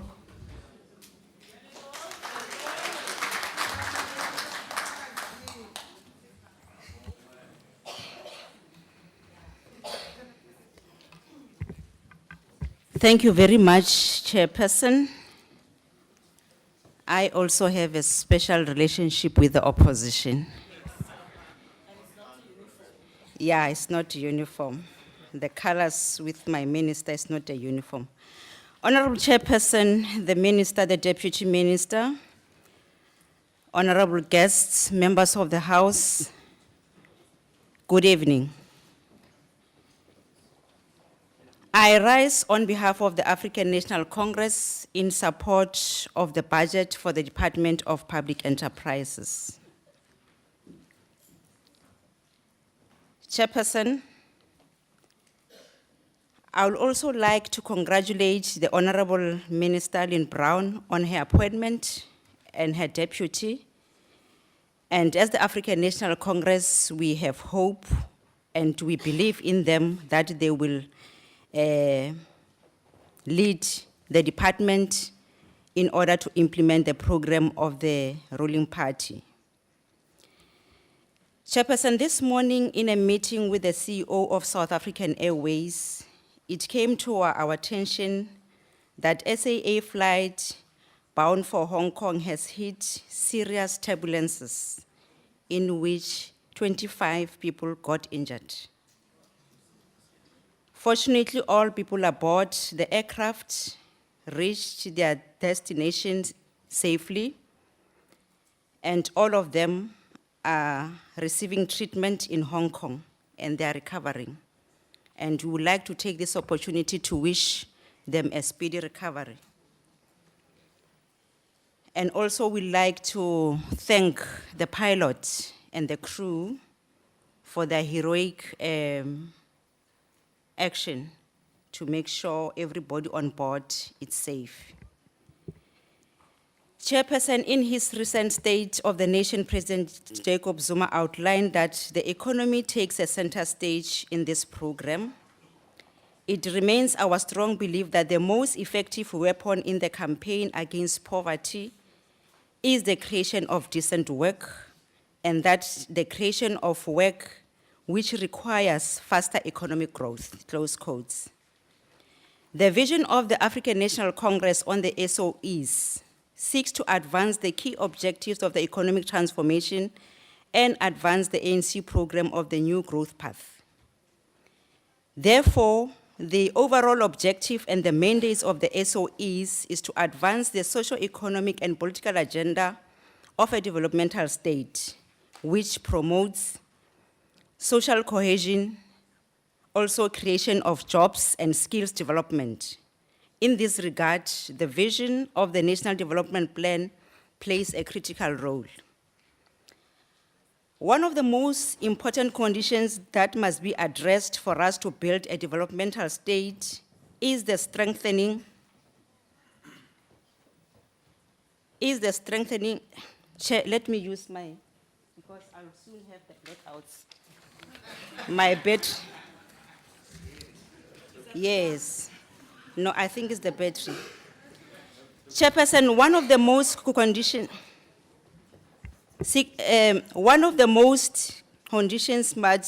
which we must address is to build a developmental state is the strengthening and enhancement of the capacity of the state to deliver to its people. We must make sure that we have a capable and effective state with the technical and political capacity to lead a development and transformation of the economy. One of the objectives of the ANC government in terms of this is to build an inclusive economy that creates jobs. what we call a radical shift. The manifesto of the ruling party was very clear that we will promote local procurement by directing the state to progressively buy at least 75% of its goods and services from South African producers and support small enterprises, cooperatives, and broad-based empowerment. Now, state-owned enterprises have been playing a pivotal role in advancing economic inclusivity and transformation. The department chairperson has a progressive tool called the Competitive Supplier Development Program, CSDP. This program has over the years seen Eskom and Transnet ensure the support of local industry, promotes value addition, support broad-based empowerment with emphasis on enterprises owned by young people, women, and people with disabilities. Let me briefly address some of governance issues and related oversight responsibility of our committee. The Presidential Review Committee has made recommendations with regard to a need for an overarching legislation and long-term strategy for the SOEs in order to align them with the objectives of the developmental state. We would like to ask the Minister to consider introducing the Shareholder Management Bill, which is an urgent issue, which will empower and enhance the department's unique responsibility of shareholder management on behalf of government. The task of the ANC government is to entrench a uniform strategy for state-owned commercial entities in the country that are effectively response to the developmental state agenda and creates an enabling environment which, amongst others, seeks to create a universal policy framework and legislation and develop state capacity to effectively monitor and evaluate state-owned commercial entities at all spheres of government. The absence of this bill, Chairperson, will lead to conflicts of governance and lack of clarity, in particular with the boards, or amongst the boards. Chairperson, given the complexity of the multiplicity of legislations and policy frameworks of different departments at different spheres of government and their entities, the absence of this overarching strategy, the SOEs operates in the context of a decentralized and multiple policy framework, legislations, and oversight approaches, is a challenge. The department has done extremely well under the capacity constraints in ensuring that state-owned companies deliver on the developmental objectives of government. It has ensured that the SOEs contribute immensely to job creation, skills development, support of local industries, and beneficiation. We would like to see the department enhancing its monitoring mechanisms to ensure entities deliver their performance target within the agreed time frame. And we are pleased the minister has announced to say they will sharpen this, he will enter into agreements with these entities. Honorable Chairperson, we believe this will ensure that the rural, it should ensure the SOEs make a deliberate effort, also Chairperson, to visit rural communities. This will ensure that rural young people, the women and people with disabilities benefit from the investment that will come with the industrialization program of government. The department has a challenge, Chairperson, in retaining highly specialized skills which are well sought after in the economy. The department has been unable to compete with the lucrative packages offered by the private sector. However, we are proud because it has been able to produce skills required under the circumstances. Chairperson, the department has performed very well in regard to their three programs, namely the administration, the legal and governance and portfolio management and strategic partnerships. Under administration, the department will continue to strengthen its financial management tool to retain to a clean audit opinion. It continues to ensure payments of invoices within 30 days. It has demonstrated progress on strengthening of human resource functioning within the department by ensuring the vacancy rate is kept below 10%. On legal and governance, we are happy that the department continues providing legal services and facilitate the implementation of all transactions that are strategically important to the department and state-owned companies. We will continue to support the department in their role for advising the minister regularly on the appointment of board of directors, including the issue of remunerations, conducting annual reviews, and ownership policies. The portfolio management and strategic partnership, under this one, Honorable Chairperson, over the medium-term expenditure framework period, we will continue to support the department in its intention to strengthen their oversight role to state-owned companies. We will continue to monitor the environment in which the department will contribute to the enhancement of performance of state-owned companies. In this one, we will like also to see if we can maybe enter into agreements with entities and also with the minister to make sure we have measures in place so as to enable us when we monitor, we know we monitor over what measures. We will continue to monitor the environment in which the department will contribute to enhancement of performance of state-owned companies, as I said. Now, in this regard, we will continue to support plans to ensure security of energy supply by ESCOM. We will continue to support the long-term growth strategy, financial stability of DENEL.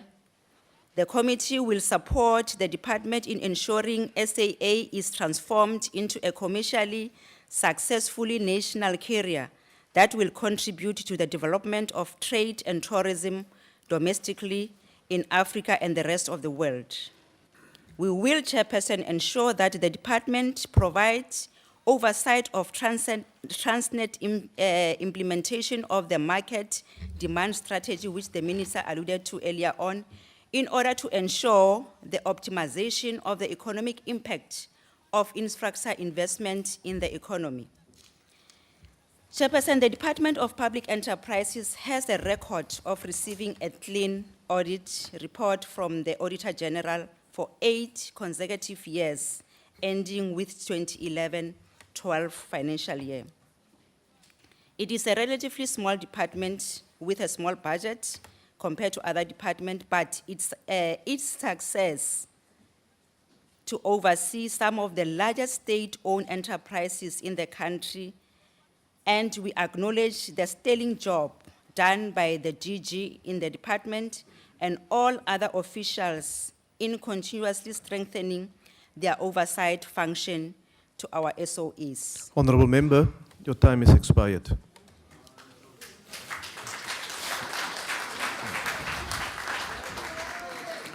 Thank you, Honourable Member. The next speaker is the Honourable NWA Michaels.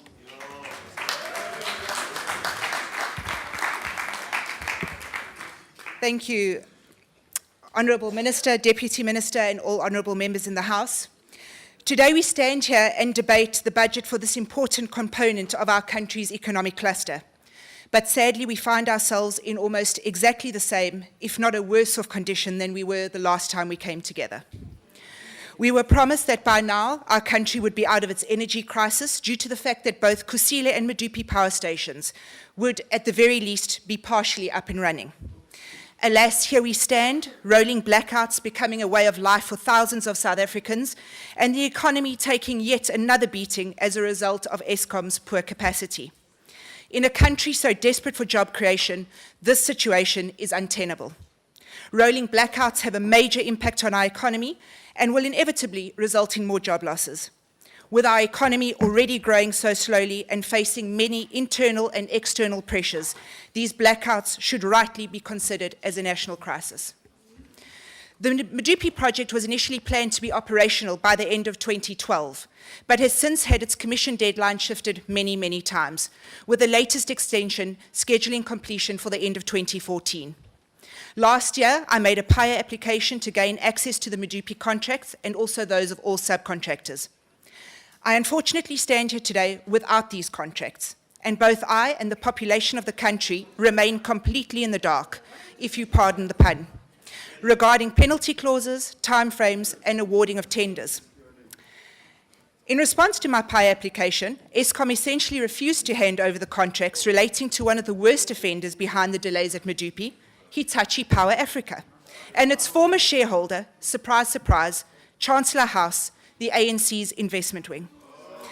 This is unacceptable, and even more so because one of the primary offenders at Medupi project is Hitachi Africa. Indeed, we are still no closer to finding out the truth about this ANC's investment wing, Chancellor House, and their involvement in the awarding of this multi-billion rand contract to Hitachi Power at the Medupi project. What we do know is this: there is no smoke without fire, and the smoke is so thick that one can almost no longer see the road to Lephalale. I get the distinct feeling that officials at Eskom are hoping that my pursuit of these contracts will emulate the deadline schedule for the Medupi station, and I will eventually give up. Allow me to assure this House, I have absolutely no intention of letting go of this issue and will relentlessly continue to fight for these contracts. We have a good portfolio committee. We are South Africans working for South Africans. And I was most pleased when the Portfolio Committee for Public Enterprises included in recommendations that these contracts should be produced for the portfolio to scrutinize. How would it be possible for us as parliamentarians to be able to honestly say that we had executed our duty of oversight if we remain unable to see these contracts? Since 2008, the DA's called for policy and legislative amendments to dismantle Eskom's monopoly as the sole purchaser of electricity in South Africa. This would allow independent power producers to feed into the national grid, or to feed power directly to consumers, thus reducing Eskom's generation capacity need. The ISMO bill has been blocked from being processed in Parliament by various ministers and the President himself. The ISMO bill would remove the operation of the electricity grid from Eskom and locate it in new independent entities. Chairperson, the national carrier, South African Airways, remains a huge worry. The airline continues to be shrouded in controversy and teeters on the edge of financial collapse, only to be saved over and over again by emptying the South African coffers and relying on government bailouts. At this point, allow me to state something very clearly so that there can be absolutely no confusion. South Africa produces some of the finest pilots in the world. The pilots at SAA and SA Express are of the top in the world. The top in the world. And any country and any airline would be proud to have them. The problem with the airline is not the staff and certainly not the pilots. It is its top-heavy, inexperienced management that let the airline down. The aviation industry is one of the most fickle and requires at its helm those who understand aviation, understand international best practice, and most importantly, those who understand that it is an archaic and romantic notion at best to think that every time an SAA plane takes off, our national flag flies. This is not an issue about patriotism, it is an issue about giving the best to South Africa. We want competition.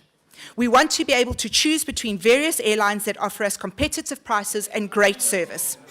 How can this be possible when government simply continues to fund a fading airline? Ticket prices increase, yet at the same time, so do the annual losses of the airline. We are still awaiting full details of the new turnaround strategy, as all we have received thus far is a very brief executive summary. Again, I emphasize we want to execute our role in oversight. It is imperative that we know what the airline is up against. What we do know is this: the airline runs too many non-profitable routes due to political pressure. The airline does not service its own citizens due to cost-cutting measures taken in the wrong places. It is appalling that South Africans cannot catch an SAA flight from Cape Town to Durban. And let us be completely honest. I don't think that anyone from the Eastern Cape is going to be writing an I love you letter to the carrier for the meagre amount of flights available for them to choose from. We are an international tourist destination and must start acting like one. Having managed to rack up 1.2 billion rands worth of operating losses this year alone, with approximately 16 billion rands worth of taxpayers' money wasted in the last 20 years, this is a futile attempt to prop up SAA. No money should be extended to this enterprise, and Minister, I implore you to look at privatizing SAA. This company provides no value for money for South African taxpayers and is proving to be nothing more than a drain on our budget. Minister, let us now stand together, as you rightly said. Not party politics, let us stand together as South Africans and say enough is enough. South Africa deserves better, and South Africa can indeed have better. I thank you.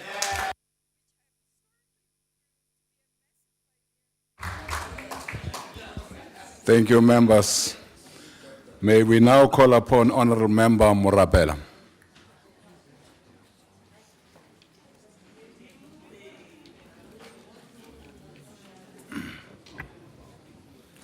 Honorable Chairperson, Honorable Minister and the Deputy Minister, Dumelang. The EFF note the budget presented by the Department of Public Enterprises for 2014 and 2015 financial year. Unashamedly and unapologetic, we reject the budget presented because it is presented on the National Development Plan, which in our view, it does not wholeheartedly seek to address the plight of our people. The NDP approach on the state-owned companies still does not talk explicitly about our people. But it says less about the direct empowerment and benefits of our people, particularly the communities where operations of these companies are taking place. We are calling for the dissolution of this department because it is unnecessary, it's just waste of money that can be bestly used to deliver quality services for our people. It is just a department created to reward loyalists and cadres and friends. All these 8 state-owned companies should be taken to their relevant departments in line with their mandate. As you have already pronounced, Honorable Minister, that in Franco-Bend, you have already taken it to the Department of Telecommunications. ESCOM also should be taken to the Department of Energy, South African Airways, SA, SACS, and Transnet also to the Department of Transport. Denel to the Department of Defense. Order, and members. let's go to the Department of Mineral Resources, and SAFCOL to the department responsible for forestry. We believe their relocation will yield better results to the desired outcomes of radical economic transformation for beneficiation and industrialization of the economy.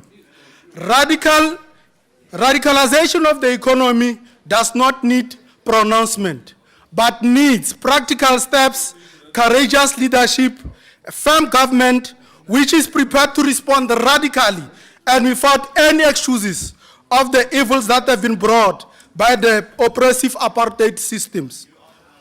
Our people cannot eat ideas and economic policies that changes titles every 5 years with the same content being the same. Our people need decent jobs and living wages. They need empowerment and development to guarantee the future of their children. The state-owned companies should play a catalyst role with distinct mandate for the development and social well-being of the people of this country. It will never be correct that only those who continue to benefit from the state-owned companies are the select and few connected to the authorities. A deliberate, radical program to empower young and small emerging businesses should be prioritized and implemented in full steam. Corruption is a sin that steals from our people a A better today and tomorrow, it must be confronted and uprooted. The nature and the attitude of our state-owned companies must not only chase profit, but drive aggressively developmental agenda to grow the economy to stimulate jobs. Therefore, we are calling on to the minister and the highest office in our country Honorable Member, you have 1 minute to conclude your... to introduce these radical changes as a concrete steps forward. A state housing construction company, a state roads construction company, a state pharmaceutical company, a state food stocking company to regulate food prices of basic foodstuffs and guarantee food security for all.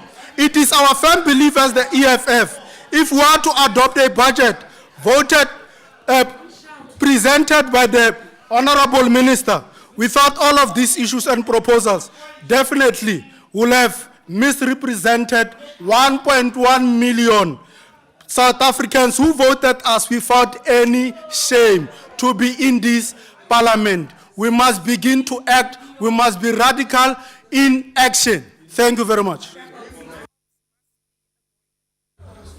On that same note, let's call Honorable Singh.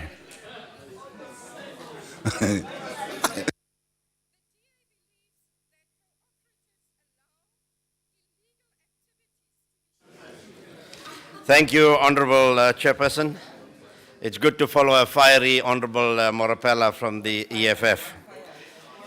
Honorable Chairperson, Honorable Minister, firstly, let me congratulate you on your appointment. The Minister and I have worked together before in different capacities, and I want to assure you, Honorable Minister, that you will certainly get the support of the IFP in managing this challenging portfolio and the task that lies ahead. Sorry. Let me say, Honorable Chairperson and colleagues, that as we stand, the Department of Public and Enterprises exists. It has a particular mandate to fulfill.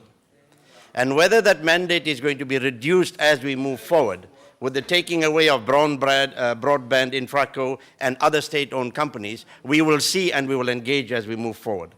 But I think our responsibility as honorable members of this House and honorable members of Parliament and the committee in particular is to ensure that the executive head, which is the Honorable Minister, fulfills her responsibility of oversight over these state-owned companies. And as our Honorable Chairperson of our committee indicated, we are, I would say, Chairperson, in a transition phase. I am new to this committee, as many other members are. We haven't had an opportunity to engage fully with the department on the roles and responsibilities it has. But you can bet my bottom dollar, and I don't have many dollars, that we will certainly be engaging very vigorously within the committee and with you, Honorable Minister, to ensure that these state-owned companies that exist fulfill their mandate and the development goals and that we have set out as government. We need to ensure that these state-owned companies ensure that there is proper financial management within these companies. The type of financial management within some of the state-owned companies leaves a lot to be desired. The type of governance, the lack of governance within some of the state-owned companies leaves a lot to be desired. To that end, Honorable Minister, we would like to know whether the board of management and the executive and the management of the state-owned companies are in sync with each other in terms of the goals and mandate of that particular state-owned companies. I don't believe they are. And we see that with SAA and we see that with some of the other state-owned companies where you get different views, you get conflict between the boards and the management of these state-owned companies. Now, Chairperson, I don't have time to deal with particular state-owned companies that you listed, the 7 state-owned companies. But let's talk about SAA. And let's talk about what should we do moving forward. Should the state continue owning these state-owned companies?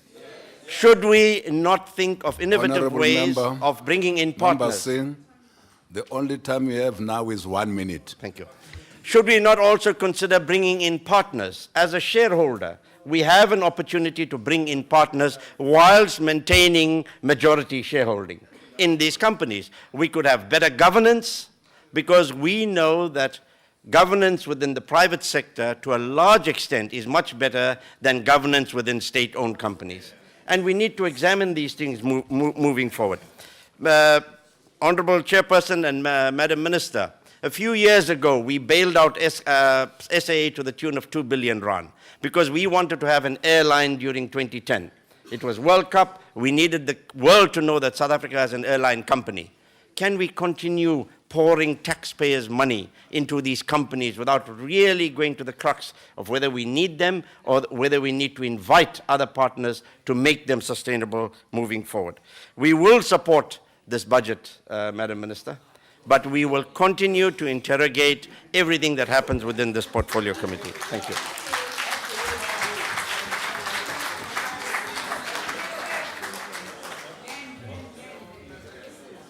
We now call upon the Honorable, the Deputy Minister.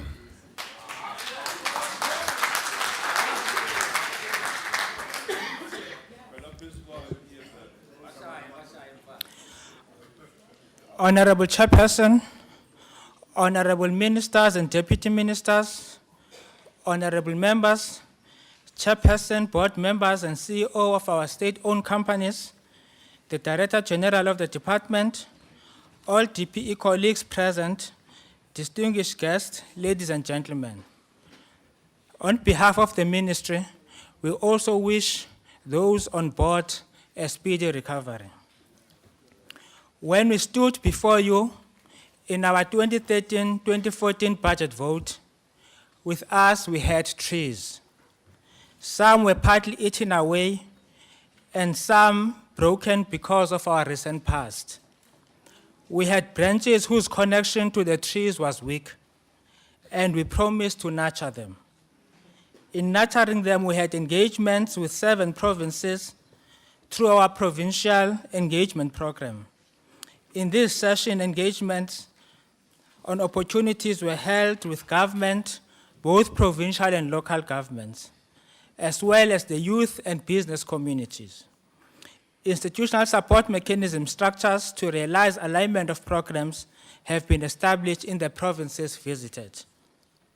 And these provinces are Northwest, KwaZulu-Natal, Free State, Eastern Cape, and the Northern Cape. Other provinces will be visited as well. The government is committed to institutionalize the development and empowerment of youth as expressed in the National Youth Policy. Our response to this commitment has been through our Youth Economic Participation Program. Through this, we are coordinating efforts of our state-owned companies to maximize their role in the achievement of the National Youth Economic Empowerment Objectives. These include skills development, job creation, enterprise and supply development, and corporate social investments. As a result, Youth Opportunities Expos were held in various provinces where information related to the above was shared. Lack of awareness of opportunities in state-owned companies led us to prioritize people in rural areas, farming communities, and townships. These state-owned companies are not only for the urban or upper middle class, but for all South Africans. Thousands of young people attended expos held at Eguruleni, Umhlathuze, and the farms of the Dorans. In the last budget vote, we committed to host an SOC Supplier Summit to address the question of how CSI investment can fund youth development in general. On the 28th of March 2014, we hosted the summit in Alice in the University of Fort Hare. CSI expenditure continues to grow in South Africa. According to the 13th Trilogue audit, the top 100 companies and SOCs have a CSI budget with a value of 7.8 billion rands. We commit to continue redirecting the focus of state-owned company CSI spends towards addressing the triple challenges of inequality, unemployment, and poverty.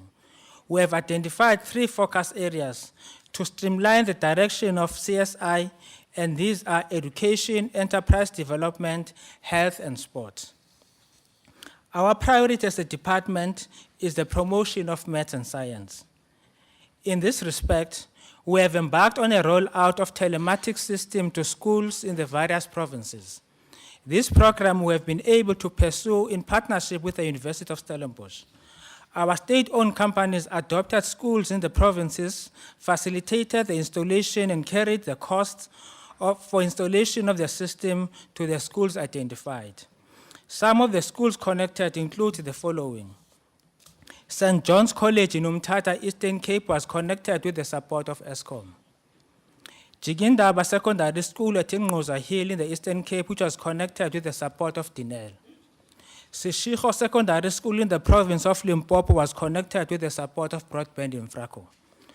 Transnet has built a computer center for this school. Val Reefs High School in Northwest, Zikote High School and Harding Secondary School in KwaZulu-Natal are due for connection before the end of this year. Langa High School in the Western Cape, Muremuhulu FET in the Northern Cape, and 100 schools from the Free State represented in the youth camp had the benefit of receiving donations from state-owned companies in the form of maths dictionaries. In our last budget vote, we promised to respond to a plea made during our visit to the Free State in December 2012 to host a youth camp for grade 10, grade 11 learners from Free State Province. In this regard, the youth camp hosted by state-owned companies working together with the Free State Department of Economic Development was a great success. Learners from township and rural areas of the Free State were exposed to opportunities in our state-owned companies.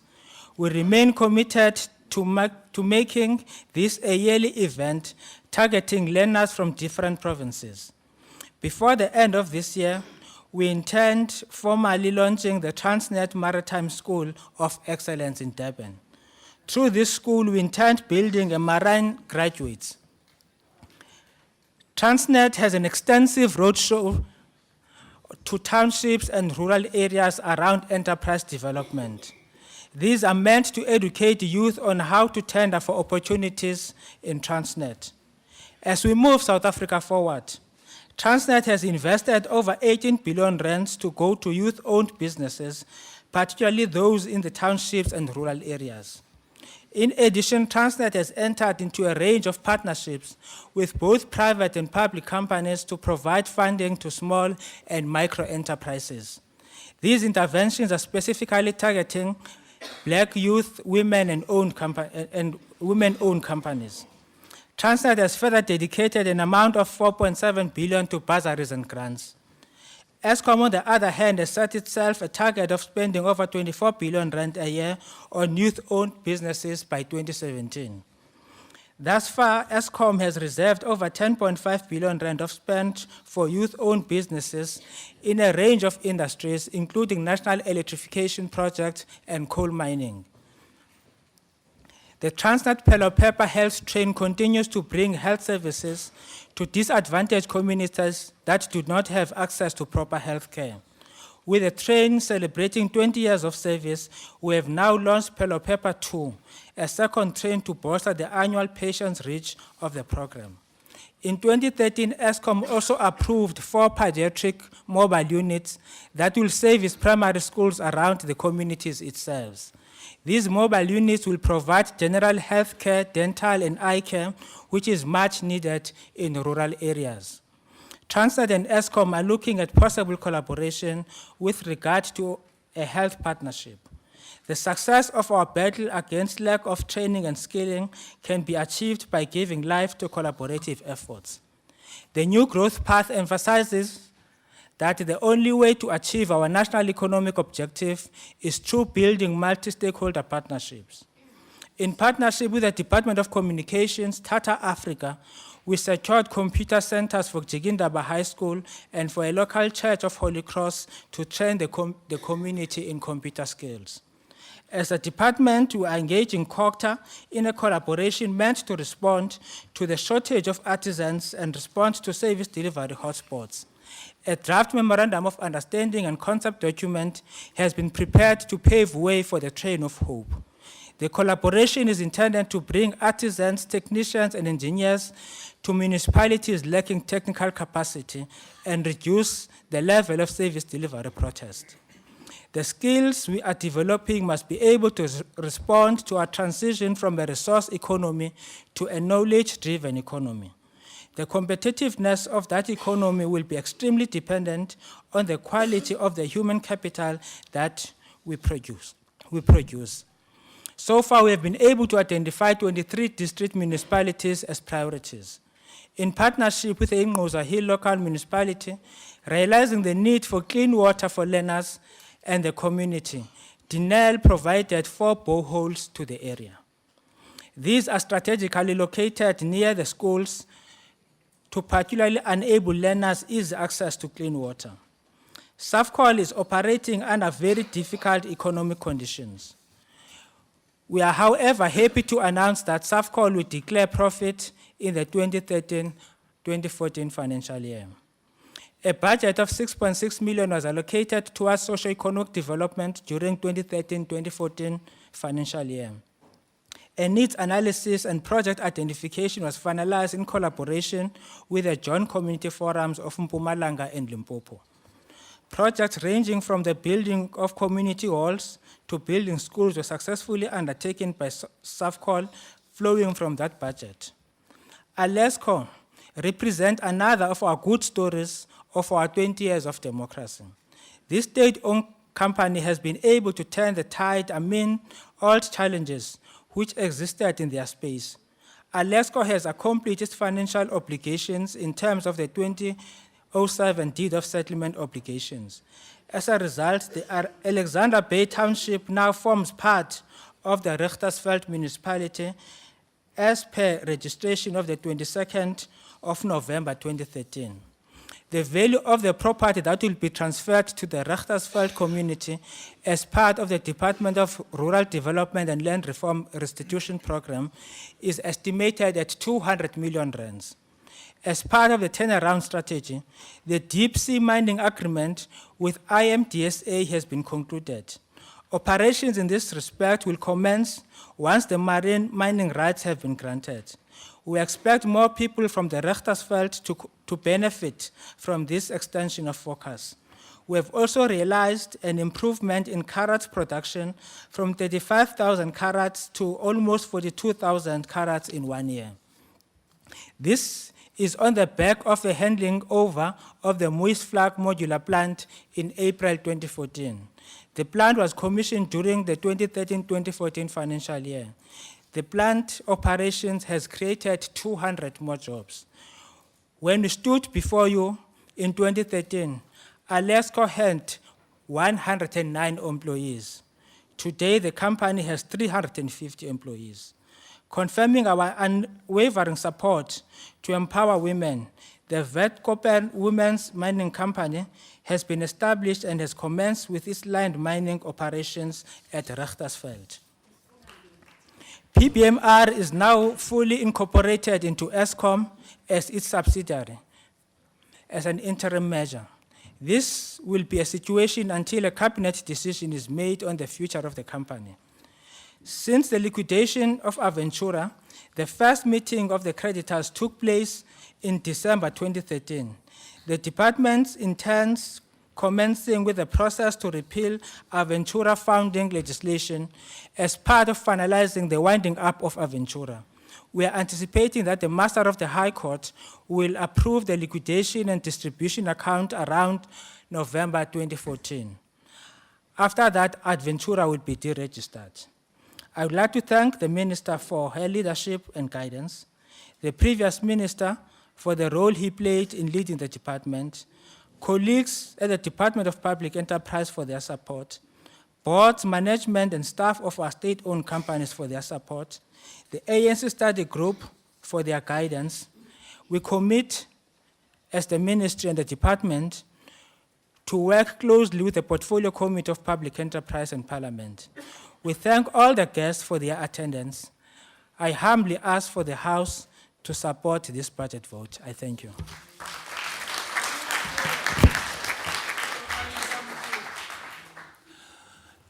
Honorable Deputy Minister, if I were to say you still have 5 minutes, what will you say? I'm joking.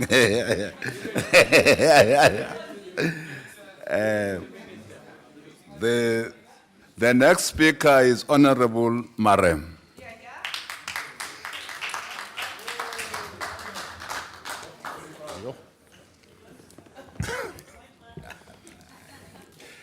Honourable House, Chairperson, Minister, Deputy Minister and members. Budgetary work is one of the most important oversight functions of Parliament. The budget reflects the choices that government has to make, and it is a tool it uses to achieve its economic and development goals. However, budget work also has a larger purpose, to ensure openness, transparency and accountability for public resources. The Democratic Alliance sees the principle of accountability as very important in the budget process.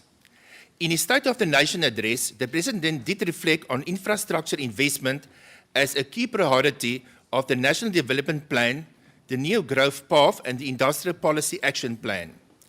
South Africa's economy could be stimulated by implementing a long-term government-led infrastructure investment program. The Department of Public Enterprises play the key role to contribute to the objectives of the National Development Plan that are to grow the economy, reduce poverty, and increase employment. The Democratic Alliance support the National Development Plan.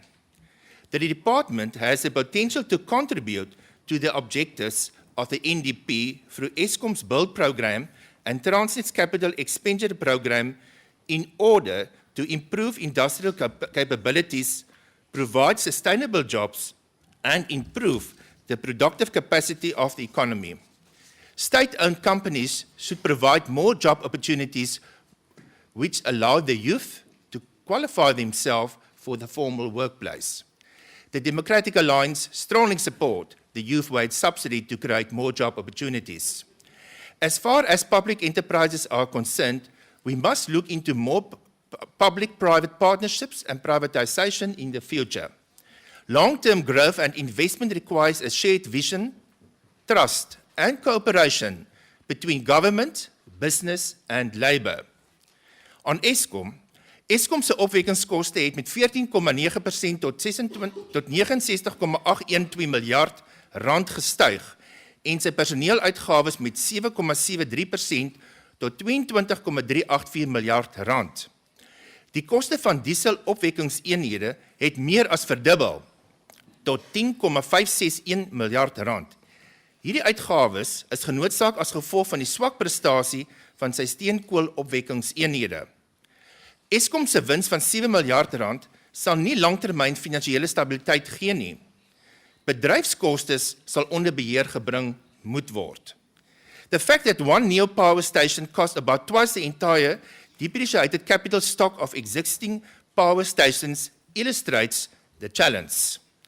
The current electricity crisis exposed institutional weaknesses related to state-owned companies responsible for network infrastructure. Honourable Minister, averting such problems require clear institutional arrangements, transparent shareholder compacts, clean lines of accountability, and sound financial models to ensure sustainability. We must construct infrastructure to import liquefied natural gas and increase exploration to find domestic gas feedstock to diversify the energy mix and reduce carbon emissions. We have to produce more renewable electricity. At least 20,000 megawatts should come from renewable sources. Minister, we have to accelerate procurement of independent power producers. On broadband infraco, compared with the best international standards, South Africa, ICT infrastructure is very poor. Efficient information infrastructure that promotes economic growth and greater inclusion requires a stronger broadband and telecommunications network and lower prices. The economic and employment benefits outweigh the cost. Die DA-beheerde Wes-Kaap regering streef na gratis internettoegang vir almal in die Wes-Kaap. 'n bekostigbare breëbandnetwerk sal binnekort in die Wes-Kaap gevestig word. Die Wes-Kaap regering, Neotel en die regering se agentskap vir inligtingstegnologie, SITA, het in Junie 2014 'n ooreenkoms aangegaan om die netwerk wel in die provinsie te vestig. Die netwerk sal oor die volgende 3 jaar in 2000 regeringsgeboue gevestig word. Dit sluit skole, biblioteke en klinieke in. Die stad Kaapstad gaan in die volgende 5 tot 7 jaar 1,3 miljard spandeer om die hele Kaapse metropool te dek met 'n vinnige telekommunikasienetwerk. Die doelwit is om stad Kaapstad die digitaal mees gekonnekteerde stad in Afrika te maak. Die stad Kaapstad gaan belê in 'n netwerk van optiese veselkabels wat oop toegang het. Kommunikasieverbindings sal geskep word in gebiede wat tot dusver agtergebly het wat dienslewering betref. Dit sal ook beskikbaar wees vir gelisensieerde telekommunikasiediensverskaffers en die beskikbaarheid van breëband internet te verhoog en om maatskaplike en ekonomiese voordele te put uit meer toeganklike en bekostigbare breëband internet toegang. Honourable Minister, we need competitively priced and widely available broadband. I urge you to push and hard establishing a wider national, provincial and municipal fibre optic network to provide the backbone for broadband access, driven by private investment, complemented by public funds. Please assist to change the regulatory framework to ensure that internet broadband capacity improves, prices fall significantly, and access improves. Honourable Minister, in short, I want to reflect on salaries of executives. Yes? Chair, can I request Honourable Marais to speak through the chair rather than addressing the minister? Member, sit down.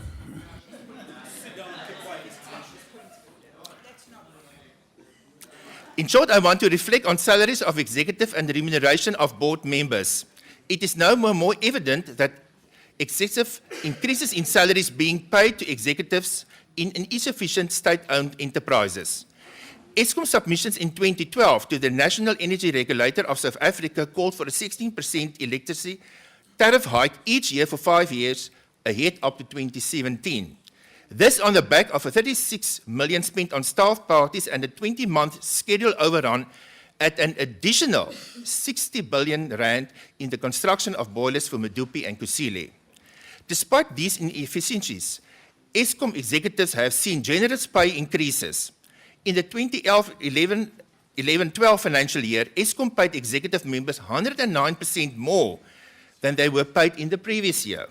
The Eskom chairperson did then earn 113,500 rand for every board meeting he attends. In the case of Transnet, non-executive directors were paid 8.1 million, up by 40% from the 2011 year.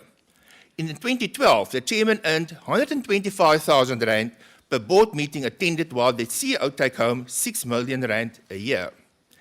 Board members of SOCs are serving on too many boards, and the minister and department should regulate the number of boards that they could serve at one point. Clearly, something went horribly wrong with our SOE remuneration framework. SOCs are insulated from failure. They are not allowed to go insolvent because government generally Honourable bails Member, them you have out. 1 minute to sum up your speech. Thank you. Furthermore, if they fail, the option of a takeover bid, which may be viable for private companies, is also out of the question. This means the boards and management may slump into complacency. Thank you.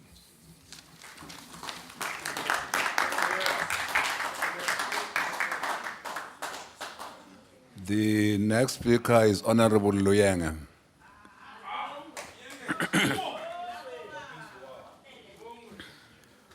Honourable Chairperson,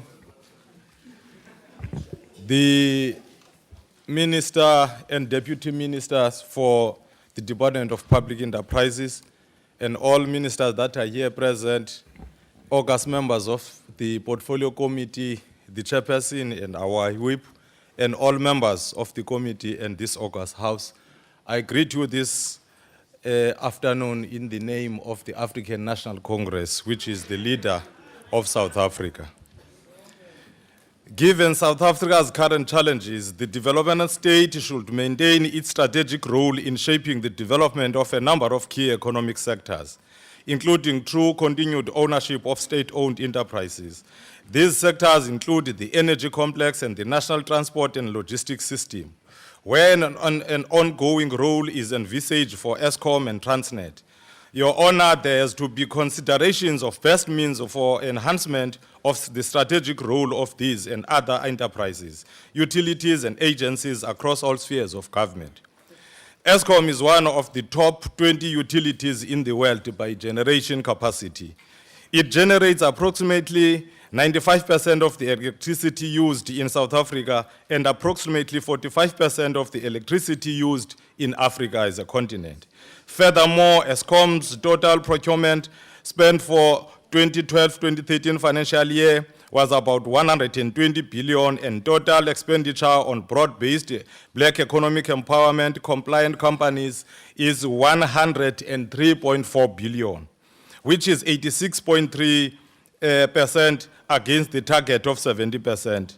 There is an intention to ensure that by 2018, Eskom procures over 50% of its coal from emerging black coal miners, which will be a significant act of transformation.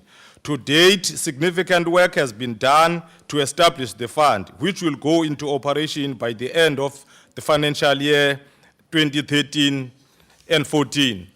Eskom directly provides, Honorable Chair, the electricity to about 45% of all end users in South Africa. The other 50% is resold by redistributors, including municipalities. Additional power stations and major power lines are being built to meet rising electricity demand in South Africa. By December 2011, Eskom Kusile project had already employed 6,718 people, and by 2019, the number would have increased to 22,150. Eskom has committed to training 2,070 employees, and already 798 have completed their training. For 341 training is still in progress, and it has planned for 1,465 as the new intake for training in various fields such as artisans, engineers, and technicians. In 2012, Eskom topped the list for contributions to social initiatives, contributing 87.9 million to various projects such as business incubators and energy and environmental program, enterprise development initiatives and projects, infrastructure development and education support. Your Honor, during the 2011-12, Eskom has invested over 76 billion rands in infrastructure. Its rolling capital investment program increased from 92 billion in 2005 to 549 billion in 2011. Through its medium-term power purchase program, Eskom signed contracts with 5 independent power producers, totaling some 373 megawatts of capacity. It also signed up about 200 megawatts of municipal generation for the 2011 winter. The African Development Bank approved a 365 million loan to Eskom for the 100 megawatts concentrated solar power plant and the 100 megawatts wind power plant. Eskom submitted a 250 million loan application to the World Bank for funding from the Clean Technology Fund. Your Honor, in 2011, Eskom once again apprenticeship to 10,000 young people up to from 4 to 4,500 and implemented a youth program to support about 5,000 young people to find their way into employment, up from 200 by 2015. Honorable Chairperson, on the broadband infraco, I want to clarify certain issues here. People are daydreaming when you leave them unchallenged. The 53rd ANC National Conference has resolved that maximize the value of the scarce or high demand spectrum. Government must set aside spectrum for the provision of wholesale services or open access network by the merged entity between Centec and Infraco. This infrastructure must provide priorities government services and provide modern communication services to government departments, municipalities, schools, hospitals, clinics, police stations, multipurpose community centers, and courts to ensure that they are connected and can provide e-services to the people. Access capacity should be geared to further connect rural areas to help achieve full access to high-speed internet networks by 2030. Your Honorable Chair, as Schedule 2 company, Broadband Infraco was awarded an individual electronic communications network services license in October 2009 allowing it to sell high-capacity long-distance transmission services to licensed fixed and mobile networks operators, internet service providers, and other value-added network service providers. Broadband Infrastructure is a state-owned company that operates within specific focus areas of the country's telecommunication sector and provides strategic international connectivity to operators in the SADC region and on the west coast of Africa. Broadband Infrastructure operates also within specific focus areas of telecommunication sector in South Africa. The National Development Plan states that the ICT are open to perform developmental function and adequate range of infrastructure and must be available at the lowest cost and high quality to wider community. In 2011, the Department of Public Enterprises explored strategic energies between Infraco and Centec to optimize capacity. The network established 13,600 kilometers of long-distance fiber, as well as 5 open access points of presence in key metropolitan areas. A further 7 open access points to roll out broadband access in remote rural areas and to facilitate such as hospital, clinics, and schools, hospitals were also established. Wholesale long-distance connectivity prices have come down by more than 75% over the past 2 years, partly as a consequence of the establishment of broadband infrastructure, thus further reducing the cost of connectivity.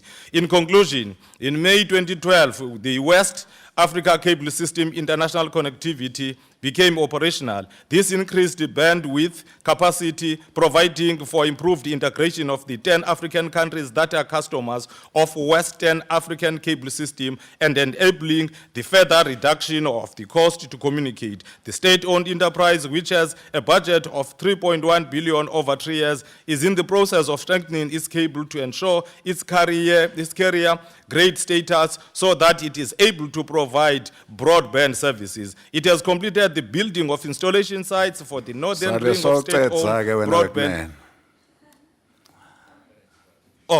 It has completed the building of installation sites for the northern ring of state-owned broadband infrastructure's new national network. Broadband infrastructure is in the process of refurbishing 13,125 kilometers of fiber. I thank you.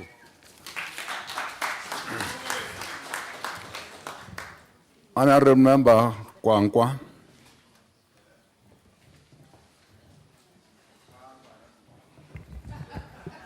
Thank you very much, Chair. You know, I was actually greatly intrigued by what the EFF proposed earlier, by saying that given the fact that this department, the Department of Public Enterprises, is actually staffed by ANC loyalists, we should dissolve it. But I'd like to take it a step further and say, considering the fact that most departments, in fact, all of them, are made up of ANC loyalists, we should dissolve the entire government and put in place a military government to run the country. Of course, yes. Chairperson, Honorable Minister and Deputy Minister, and Honorable Members, for many years, South Africa's economic growth potential was shackled by a lack of properly planned infrastructure investment.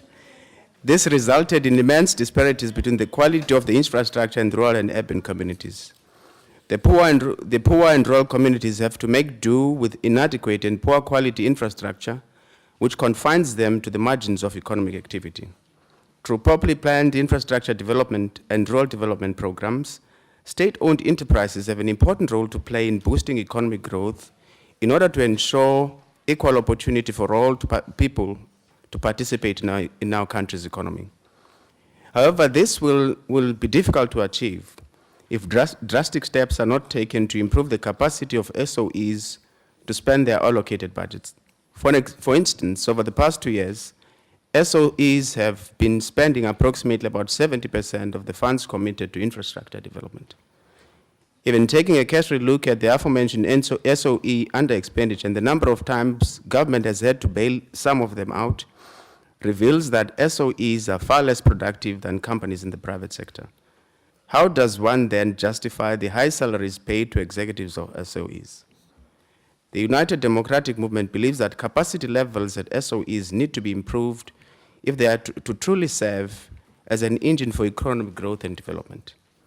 We are also of the view that steps should be taken to ensure that the right people are employed into the right positions at our SOEs with clear performance contracts.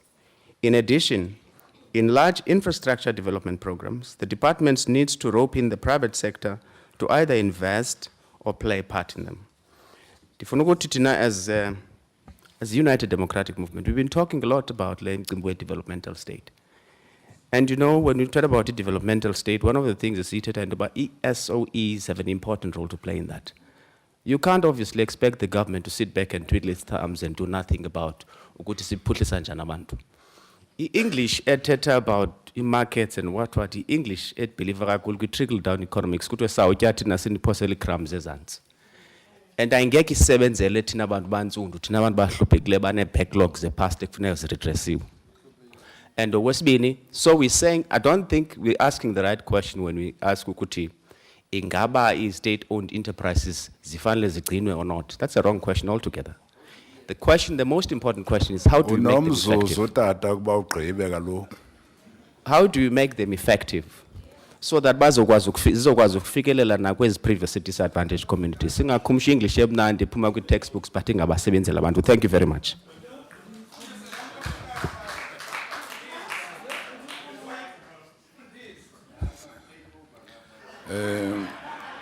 We now call upon Honorable Member Alberts.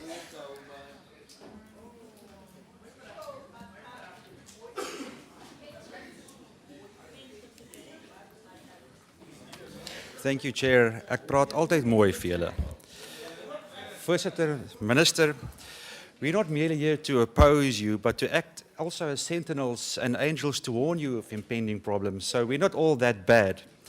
And I will try to do that today. We are hoping you will bring a new energy and focus on policies to bear on this department. Unfortunately, the SOEs do not leave much to be desired at this stage. Some are testimony to the fact that government must not itself participate in the active economy. SOEs fail for various reasons, some of which we wish to bring to your attention.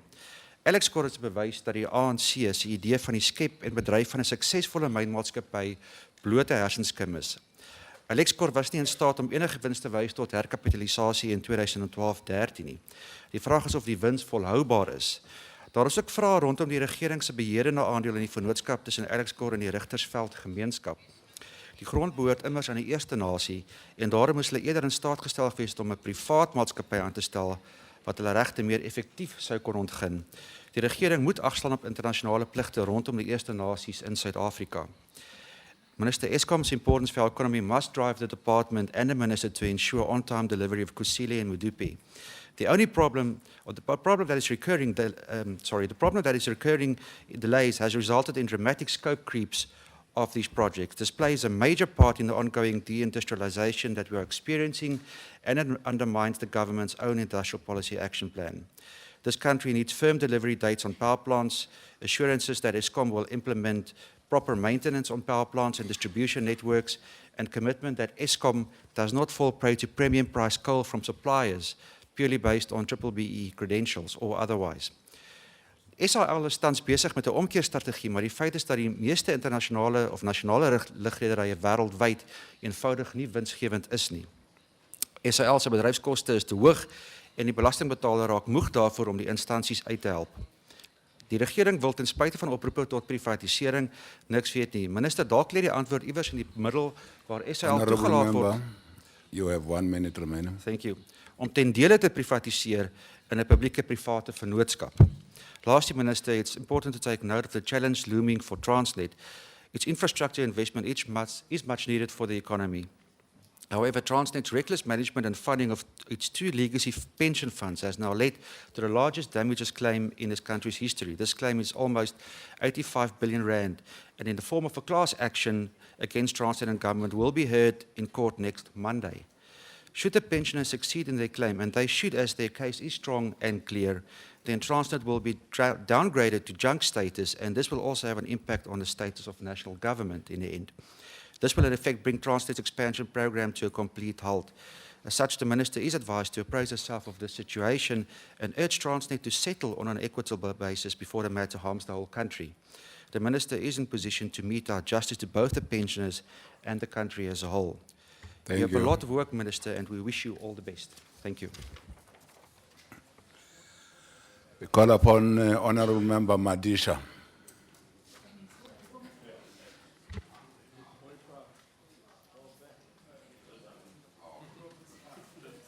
minute when.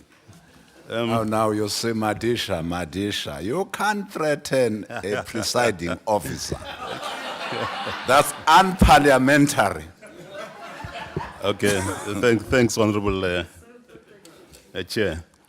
Instead of one going through this lengthy input, I'll ask questions.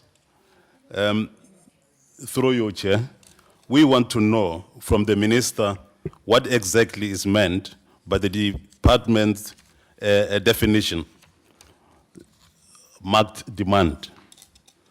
We need to know more about the department's function in finding capital requirements to fund infrastructure plans. The information provided is too vague. A third matter that requires clarification relates to the department's role in securing private investors. What number of private investors has the department secured in the past 5 years, and what was the quantum of the investment? Because if you've got to talk about the budget and say we're moving forward, these have got to be responded to. Full clarity, Chair, in respect of policy and regulation has to occur, as both are pivotal to stimulating investment, facilitating industrialization and localization, improving the performance of state-owned companies, particularly in relation to their rail and ports infrastructure, guaranteeing the reliable generation, transmission, and distribution of electricity, improving logistics through a shift from road to rail, and improving port operations. Chair, the department is budgeting for increased personnel travel domestically and internationally. I'm not convinced, Honorable Chair, that this is warranted going by the reasons that are You have 1 minute remaining. given in the estimates. The minister needs to explain the necessity for the envisaged increase in travel. Chair, another matter that needs explanation is increased expenditure to be incurred on consultants required to conduct technical research in transport, manufacturing, energy, and broadband. I fail to see why such research cannot be undertaken internally and why the department is not investing in developing skills of its full-time employees to undertake such research. Chairperson, the minister should explain or make available to the portfolio committee previous research undertaken by consultants in the areas listed above, together with a schedule of costs for such research. Your time is up. These are very important. Thank you very much, Chair.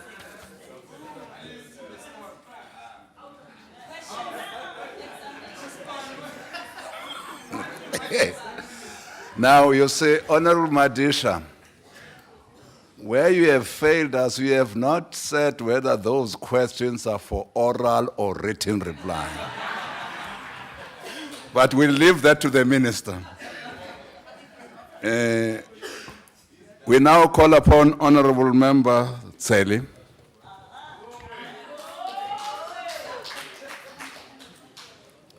Honorable Chairperson, Honorable Minister and Deputy Minister, Honorable members, distinguished guests, allow me to participate in the debate on Vote 11 of the Department of Public Enterprises on behalf of the African National Congress. In his State of the Nation address, President Zuma declared, and I quote, "We will utilize 350 billion locomotive contracts and process passenger rail projects, among others, to promote local content and boost growth." The President further emphasized government's commitment to radical socio-economic transformation to address the triple challenges of poverty, unemployment, and inequality, which are central to the National Development Plan. My input will largely focus on three entities, namely Transnet, South African Airways, and South African Express. Transnet has adopted the market demand strategies in 2012, which led to the investment of 300.1 billion infrastructure, operations efficiencies, jobs, and skills development, which will grow to 307.5 billion by 2020. Its revenue for the period under review grew to 56.6 billion, driven by a 14.2 increase in minerals and chrome volumes, and a 25.2 rise in automotive volumes and containers on rail. The company is in the third year of its rolling 7-year investment program, aimed at revamping the country's logistics infrastructure, and the program is now up to a record 312.2 billion. Surely this is a good story to tell, Honorable Michaels. On human capital development, the company spent 3% of the labor costs on training during the year, prioritizing training for artisans, engineers, and engineering technicians. In the year under review, Transnet awarded 138 full-time engineering bursaries in various disciplines, and also sponsored 3,609 high school learners through the Rail Cadet Scheme. In addition, the company gave 339 engineering technician trainees workplace experience opportunities, with 1,552 new apprentices joining Transnet's apprentice scheme and contracted 89 graduates in training. As the ANC, we feel that it is imperative that we expedite the implementation of the 24 billion pipelines from Durban to Johannesburg project. We are however impressed that the implementation phase has created job opportunities for the masses of our people. South African Airways contributes 8.6 billion to South Africa's GDP and is directly and indirectly responsible for the 35,000 jobs. It is important to note that the airline has now come up with a turnaround strategy, and its implementation has already begun. The company has topped the list of on-time airlines in the world after it achieved 91.7 on-time performance. This is according to a report produced by an independent entity, Flight Stats. Its business class has already been voted as the best business class product amongst Star Airlines carriers. We must remind the honorable members that the company has been voted the best airline in Africa for 10 consecutive years, and the winner of Civics Excellence Awards for 3 consecutive years. Honorable Minister, we appreciate that SAA obtained an unqualified audit opinion in the 2012-13 financial year. The only matter of offenses which is irregular or fruitless and wasteful expenditure should be closely looked at by us going forward by coming up with an audit action plan. South African Express continues to increase aviation contribution to sustainable economic growth and job creation. It employs more than 1,000 people at its head office and operational outstations within South Africa and SADC. For capacity building, it trains and develops cadet pilots and technical apprentices. As the ANC, we support its 2020 vision strategy, and we would like to pledge our support to the Department of Public Enterprises in its monitoring and implementation processes. The turnaround strategy will go a long way in ensuring that we deal with any challenges that arises. Honorable Chairperson, we remain confident that the Presidential Review Committee on State-Owned Companies will come up with monitoring and evaluation mechanisms to enhance the performance of state-owned companies, and will continue to work closely with the Department of Public Enterprises, also providing the necessary support in the implementation of the committee recommendations. The need for the involvement of the public in the activities of the state-owned companies cannot be overemphasized, Chairperson. Hezwi zvinga tusipedzi uri lushaka lugenerere kathandela dza zviimiswa zvononga South African Airways na South African Express. Zvinothusa hapo na utulutula dzangalelo la vhaswa nga maanḓa vha mahayani kha buḓo ḽa vhufhufhi. Zvinothusa hapo na u ḓivhadza zwikhala zwine zwa vha hone kha masia oṱhe. Musi u tshi avhelwa dzibazari, Chairperson, ri livhelela uri zwi tshingamele nga maanḓa kha vhaswa, kha vhafumakadzi na vhaholefhali. Honorable Minister and Deputy Minister, together with the boards of entities reporting to the department, be assured of our committee support as you intensify your role of exercising oversight over the state-owned companies to ensure they effectively execute their mandate. A call for the dissolution of the department by people whose policies were rejected is just a dream, which will never be a reality. We respect the mandate of the people of South Africa. We respect the mandate the people of South Africa gave to the African Congress on the 7th of May as the only party they trust to move South Africa forward. The ANC supports the budget vote of the Department of Public Enterprises. I thank you. Thank you, Honorable Member. The next speaker is the Honorable Pluama.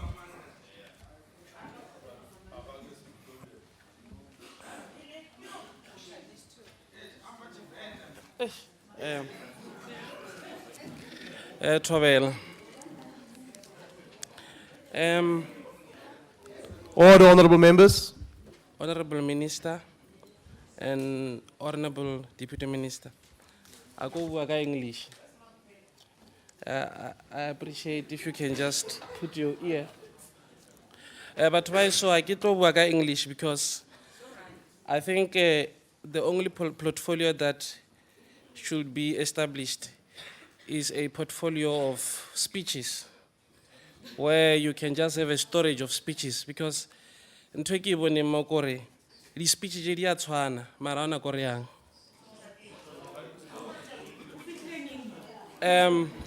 ntwe ne ke nyaka go botsa yona minister ntwe ne ke nyaka go e bolela mo wena mme kore e ba le sebedi mme o lwantse corruption le lo re tla fa o ANC mo department e o itshwereng ene ke gopela mme ore ho le mo department e le deputy minister o make sure re empower batho ba borena ba be le right ya ore le bona ba reke di shares and ntho engwe hape ke nyaka o bua mme ke ore na ha ya rena e ka sa afford gore batho ba bangwe ba hole bo 6 million per year ba bangwe ba hole bo 5,000 per month ne ke gopela gore mme o ilebelele ka shedi ka baka la gore this position o itshwere mo department as a minister is a historical position ka manju a mangwe mme wena mme le ba ba bushang ngwana bjale le mo situation le ka avoid a disaster mo nageng ya borena gore na ya borena e kgone go ba le democracy e tsenelelang ke gopela mme o se ka ya ka batho ba nna re o jaja wena after 5 years. Order, Chair. Point of order, Chair. And then turn ke gopela Point of order, Chair. The point of order, Chair, is that we're honorable members here. We don't have MEMS. So orlemme in the indigenous language. So atamara are mutlompei instead. Ke morute language ya hae. Thank you, Chair. Honorable Member, kindly refer to members as honorable members and not something else. Thank you, Honorable Chair. You know what I say? So speed. Moto mija motompilo fida honorable. Mara ke tono mija honorable minister. Honorable minister, nthoki khopela mmethe. Kuri ira se re se khopela bele ka ganga hore re se dirile mo ile re ka 5 years re tlo ja power. Ho ka be re ka botse re ka o consider hape. And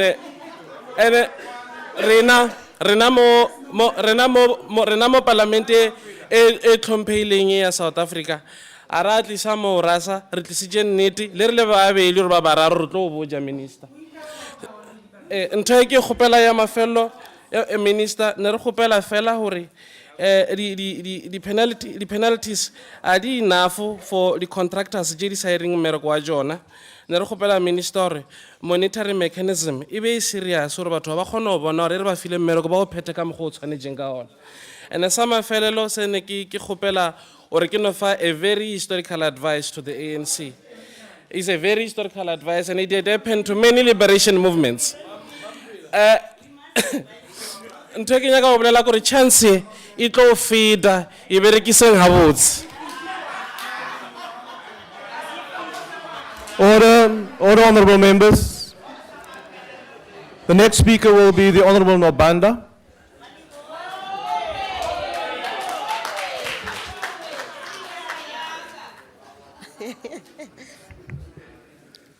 Honorable Chairperson, Honorable Mr. Minister and Deputy Minister of the Department of Public Enterprise, Honorable members, CEOs and management of our state-owned enterprises, ladies and gentlemen, Madume go tswa go African National Congress.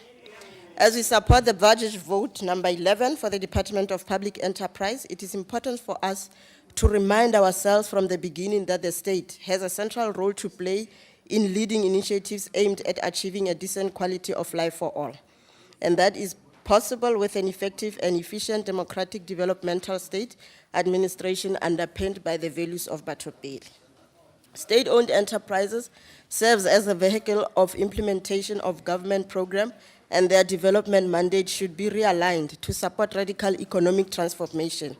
Therefore, radical economic transformation programs remain the focus of the government, and state-owned enterprises are central in this regard. It is within this context that I will engage with the budget vote of the public enterprises in general, but with particular focus on the state manufacturing enterprises of Denel, Alexco, and Safcol. The African National Congress continues to applaud Denel's financial turnaround and its delivery on major products and projects in support of the South African National Defence Force. We also commit to our continued monitoring mandate on its implementation over the medium-term period to ensure Denel's sustainability and profitability. Denel has contributed immensely through investment in advanced manufacturing capabilities in the country. The entity invests millions in research and development and has a comprehensive program that addresses socio-economic challenges facing South Africa. These include the following programs: talent management program that promotes skills transfer and the training of its young engineers, system engineer development program, mentorships, bursaries, and study loans. Denel Technical Academy trained 231 apprentices and 754 young people in short courses in engineering and aviation-related fields for 2013-2014 financial year.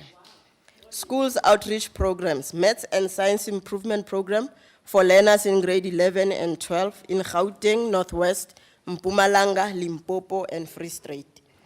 Denel has assisted 480 learners in all these 5 provinces collectively.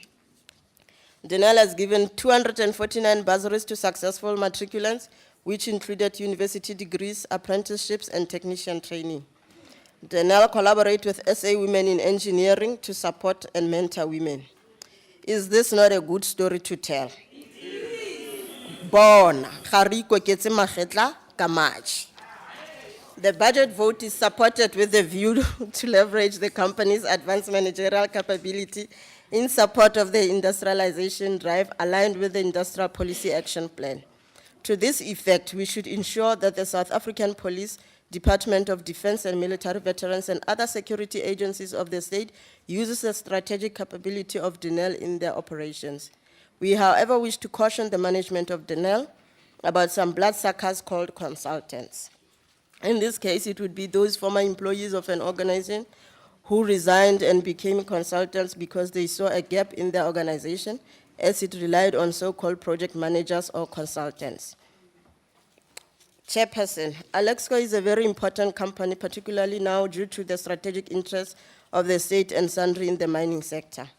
Certainly, Alexco had challenges before. However, we also recognize that the current board is turning the tide and working hard to make it a profitable entity, and ours as the portfolio committee is to ensure that we support it so that it can develop and implement financially sustainable plans. We also want to put it on record that privatization of Alexco is not an option. The state should rather diversify its operations, and with the issue of beneficiation being high on the agenda, we therefore urge Alexco to frame a new future with significant and strategic national impact. We also support all the intention to diversify its operations, such as the focus on mining of other minerals, such as lime. I should also mention that the ANC government is strongly opposed to corruption in any sort. We view it as a cancer that does not have a place in our society at large. We are happy to inform the House that the report of the investigations into other allegations of financial mismanagement by the trustee into Alexco Development Foundation have not been ignored, and that the matter has been referred to the Master of High Court. We further recommend that the outcomes of the investigation should not gather dust, but rather be acted upon. The forest resources of South Africa represent a considerable natural asset for economic growth, and most of the forests exist on communal land where a number of value-added opportunities can be explored for small growers. We urge SAFCOL to intensify the implementation of the land restitution strategy for claims over the Komati Land Forest Land Claim Settlement Model to ensure meaningful benefits to the successful land claimants over the medium term. Whereas we recognize that the forest industry has been faced with subdued demand and slower household consumption, particularly from traditional export markets such as the US and Europe, we remain deeply concerned about declining revenues and general performance of this entity. We urge SAFCOL to become bold and innovative in assessing its business model and value proposition. It should plan for its sustainability. In conclusion, Honorable Chair, as we begin the 5th administration of the democratic government, we should learn from an idiom of the Botswana people of Southern Africa to set the pace for our program, which says, "Tloga tloga e tloga kgale, modisa wa dikgomo o tswana tswa sakeng." This important lesson applies to all of us to make sure that right from the beginning of the term, we align the mandate and strategies of the public enterprise with the program of the government of the day, and also that we should move together in one footing with the minister and the department, public entities, and the portfolio committee to ensure accountability and improve performance. Once again, on behalf of the African National Congress, we support Budget Vote 11 of the Department of Enterprise. Motlotloge modulasetulo, ke a leboga. Thank you, Honorable Member. The next speaker is the Honorable Van Dam.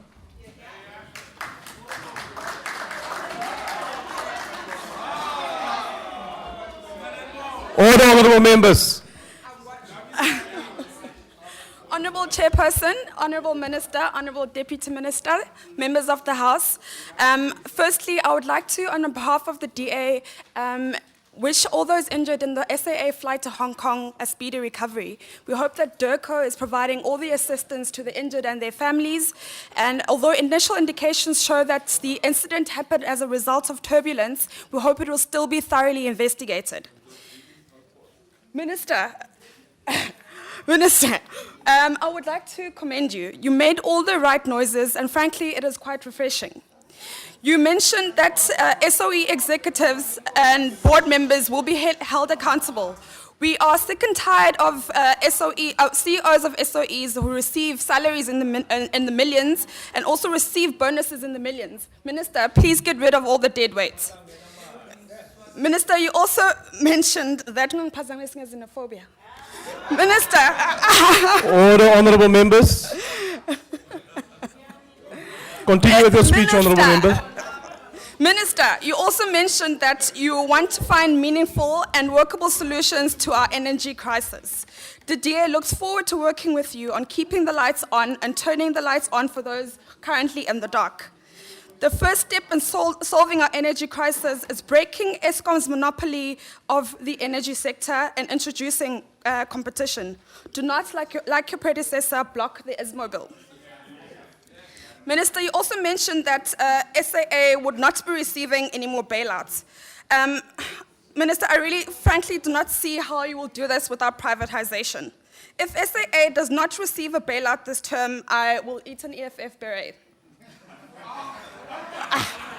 Finally.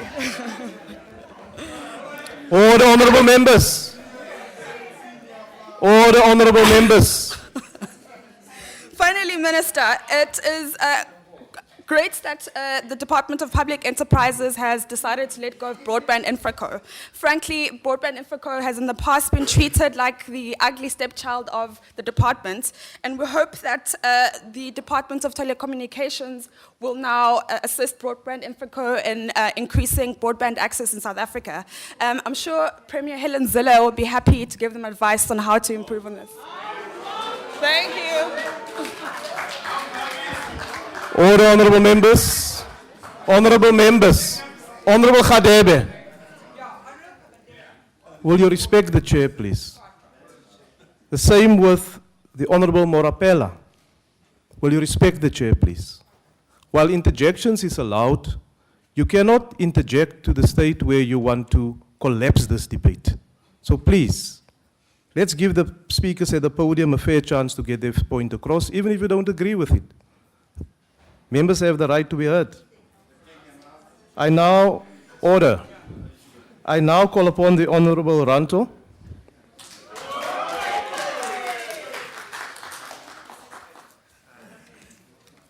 Honorable Chairperson, Honorable Minister, Honorable Deputy Minister, Honorable Members, ladies and gentlemen, good afternoon or good evening.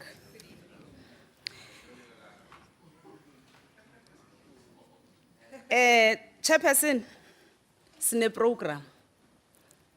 We have a program as this government, and we are implementing the program. The Deputy Minister was here. He outlined everything that this department is doing. It means we are not making stories. We are not just giving out words. We are doing. We are doers. We have already shown you. Zininzi izinto esizenzile. Nifunani kanti? Yintoni kanye kanye nifunayo? Kudala sisebenza nje. Sisebenza into ezibonakalayo. The minister also has outlined clearly her role in the department. So sanukoyika ingathi kukho into engenye ezakwenzeka. Iphelele kule uminister ayithethileyo. Let us also educate you, Sisi. Honorable member. Honorable member. The minister is not giving out bailouts to SAA. It gives guarantees. Let me educate you on what guarantees are. They provide credibility and surety to any deal that the entity has with a client by ensuring that in the event that the entity is unable to meet its contractual obligation, the state will be liable. Yeah, exactly. It's a guarantee. It's a guarantee. It's a guarantee. Yes, Honorable Member. Would the member take a question?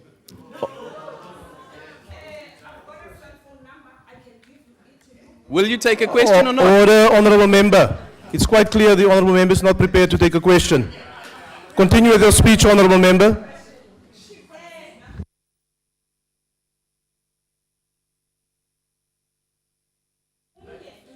Honorable Member, will you switch on your mic, please?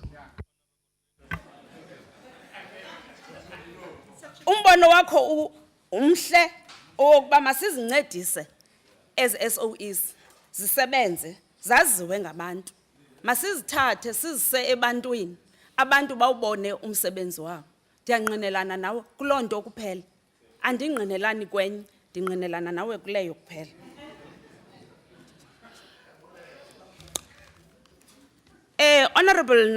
Honorable Michaels, the SAA has got a turnaround strategy.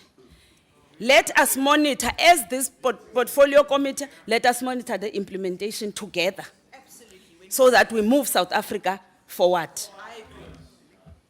The ANC and its government must build the capacity of the state to pursue the objectives of a developmental state and to ensure that whilst SOEs and developmental finance agencies remain financially viable and profitable, their primary responsibility is to support and lead in strategic government developmental objectives within a clearly defined public mandate and pursue an overarching industrialization program. State-owned enterprises must be one of the key instruments of the developmental state.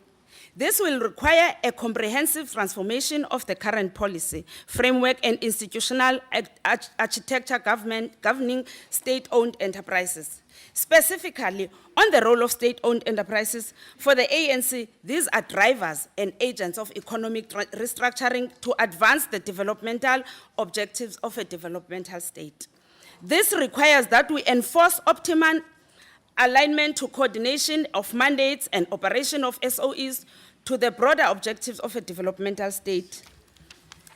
The broader aim to be restructured to must be to restructure the economy in order to create decent jobs, opportunities, equitable income distribution, quality service delivery, and social justice. We must ensure that viable ways and means to strengthen public-public partnership amongst and within the major state-owned enterprises.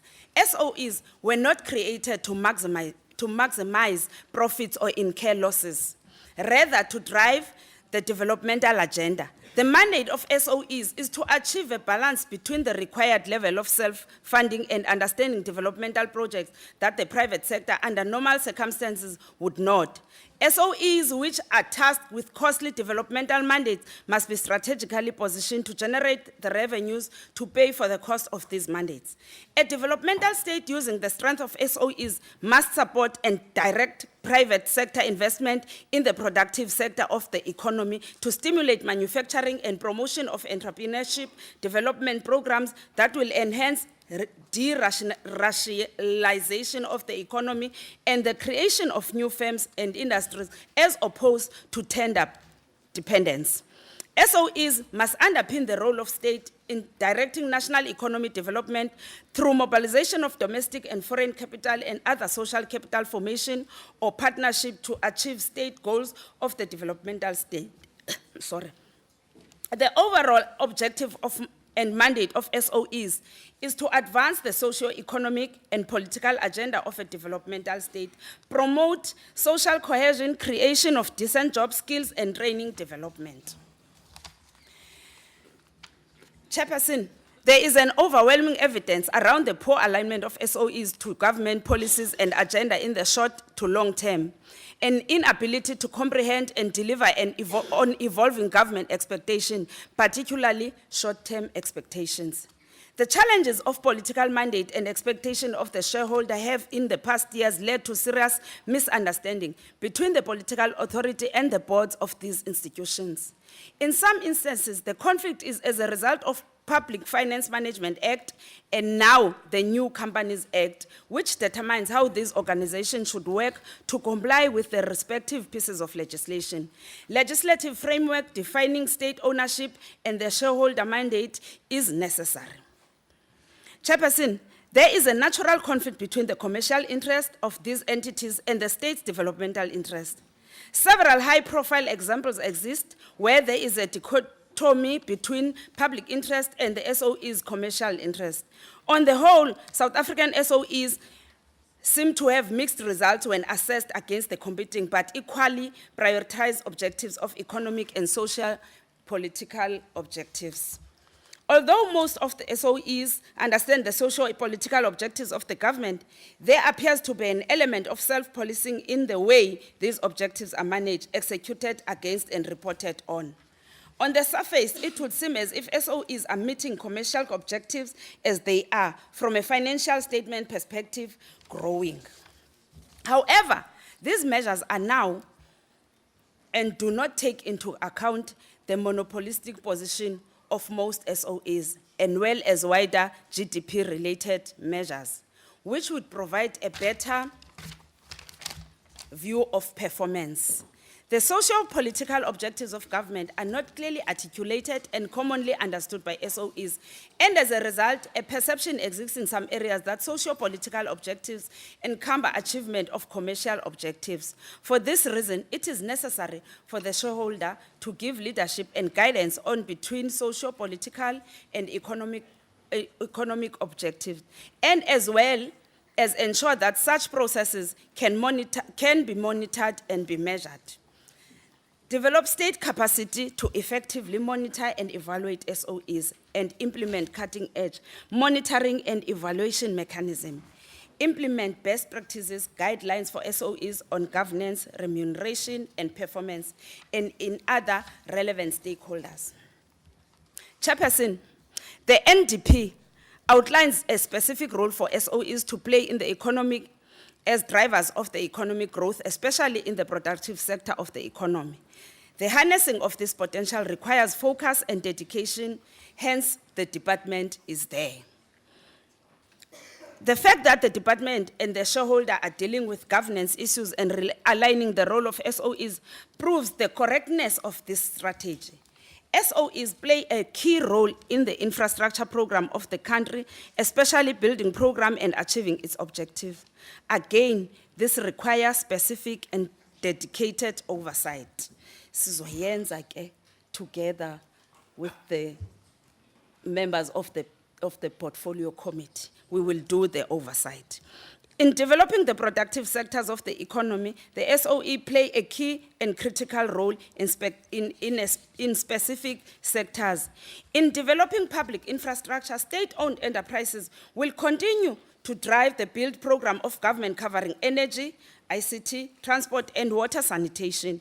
In addition, fast-tracking social infrastructure, including education, health, human settlement, as well as public amenities and cultural facilities, will be part of overall infrastructure. Chairperson, the department, the political head of the department has shown us or has given us indlela esizosebenza ngayo nendlela ekufaneleke ukuba sisebenza ngayo le portfolio committee kunye nabo. Siyayisupporta le budget vote ya le department ukwenzela basiqhubele umzansi Afrika phambili. Sinabantwana, sinabantu abasithumileyo kwezi ndawo sikuzo abalindele okokuba ukubona imisebenzi phansi hayi imisebenzi esephepheni.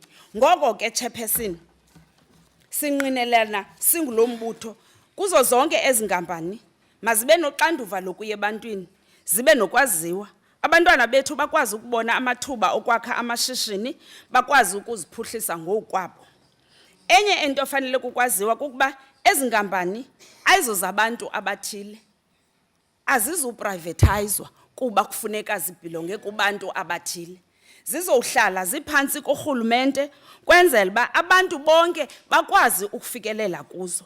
Kuba ukuba azizukho phansi kahulumente asizukwazi ukufikelela kuzo sisonke. Enkosi, Chairperson. Thank you, Honourable Member. I will now call upon the Honourable the Minister of Public Enterprises to respond to the debate.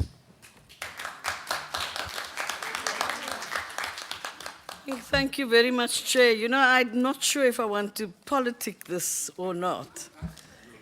But I must say that, let me just put it, the context of the ANC government's economic policy, just very briefly. That we want to grow this economy so that we are able to meet the developmental goals that we have to achieve. The country has never been as well run for all South Africans as it is today since prior to 1994. The economy has grown since 1993. To my young comrade in the EFF, the economy grew at -1% in 1993. It now has gone through a dip because there's been a global dip within the economy internationally. So, in essence, the country now has to work for all its people. And of course, there are different pressures in doing so. So to Honourable Member Murray, you like the youth subsidy, and yes, the ANC has also made a decision for the youth subsidy. But I'd much rather have a Transnet or a ESCOM plan to train civil engineers and artisans to grow our economy than do what the DA does in the Western Cape.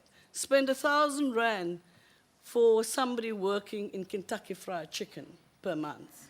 That is the wage subsidy. I think we have to deal with equalizing and work for equality within our system. And that is a very, very, very complex one because we're reversing many, many years of apartheid capital within this country. And so each one of the state-owned enterprises that we have been structured pre-1994 to deal with the poor white problem within this country, So at train stations, it was the one area that made sure that poor white people were able to benefit. What we're wanting to do at the moment is to ensure that the majority of South Africans who are black also benefit from an economy that grows. Now, within that framework, no plane, no aeroplane since 1994 has actually not been able to fly because we have gone bankrupt. Almost. No plane has not been able to fly. But let me deal with the issue of privatization. You see, just look at the number of airlines that came about just post-1994. All of them, nationwide, Flight Star, all of them, they've all gone under. Because they couldn't compete. It's anti-competitive. It's not anti-competitive. No bailouts, one bailout. Guarantees. What Order, the honourable DA members. doesn't understand, it's the same problem the DA has with thinking that a blackout is the same thing like a load shedding. It's the same thing. A blackout is what happens in India when for 3 weeks there is no light. A load Order, shedding honourable members. is when you go about a controlled way of making sure that you balance the energy and the electricity Honourable member. in the economy. So let's. I don't want your continuous commentary. Allow the minister to respond. You had your chance to respond during the debate. Honourable member. So what? You want to eat me? Honourable Minister, just a minute. Honourable member, I'm instructing you now to keep quiet and to allow the minister to complete a response to the debate. I do not recognize you to make an input, nor do I want your running commentary. Continue, Honourable Minister. Thank you very much. I am committed to making all of these SOCs work with me to be as well run as they are able to do. And that's what we are committed to doing. In fact, if I didn't hear the ANC today, I would have thought that there were only 2 SOCs within my portfolio, and that was Eskom and SA Airways. There are 8 of them, and one will be leaving quite soon. So there are 8 of them, and one will be leaving very soon. But we are using this to make sure that we are able to grow the economy. The Honourable Letsatsi Dube has raised the issue of shareholder management bill. Now, that will come by early next year. I want to say this year, but it will come by early next year because it has to go through a series of discussions still. The shareholder compact is the performance agreement between the state-owned companies and the shareholder. I'm unhappy with the 2 SOCs that happened thus far, with not reaching, at least reach 70% of the agreement, the performance agreement we have. Anything below that just doesn't work for me, because it means that something you've agreed on, you're not able to meet. And so that is something we've got to do. I've dealt with the issue of privatization, but I also want to say, no, I don't want to grow an economy for just individuals. And so privatization for me is just that. And besides that, just look at the New Zealand airline, Honourable Member Van Dam. Look at the Australian airline. These are long-haul airlines. Both of them privatized, and both of them had to reverse the privatization for the state to assist with them, because they're long-haul destinations. So I'm asking the Standing Committee to let's engage further on those issues, and so that we deal with the matters in a kind of direct way. In fact, in 1999, Eskom was actually And government called on, and this South African government called on private bidders to come into Eskom. And nobody came. And nobody came, so the opposition fights for the ISMO bill. What we have to do, Lance, Honourable Member Grayling, what we need to do is to know what the end state is of energy. And if it's the ISMO bill in its original form, then that's what it will be. If it's not, whether you're in opposition to it or not, we won't be dealing with it in that kind of way. We must know what the end state is. And so in your Energy Committee, you will see the IRP coming online quite soon. Members Singh and many members, I welcome the engagement with the department. I think also for Honourable Member Madisha, all those detailed questions, I'm happy to answer them, but I think that what we need to do is deal with it in the Standing Committee, because many of the questions are actually questions that should be, or the Portfolio Committee, that you can write me and I can answer you the questions on it. Well, I actually agree, and that's why we've decided that the shareholder management bill deals with the issue of salaries. Honourable Minister, you have 1 minute left. But it's also linked to the shareholder compact, because if they don't meet the targets agreed upon, then we won't be able to give them bonuses.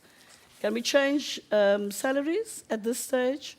It's against the labour law, especially for management.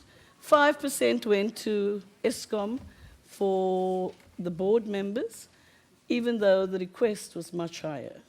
But I believe that we must keep it at a level that makes us all feel very proud of the boards.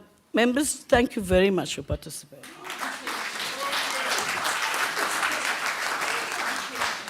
Thank you, Honourable Minister. That concludes the debate and the business of this extended public committee. The committee will now rise.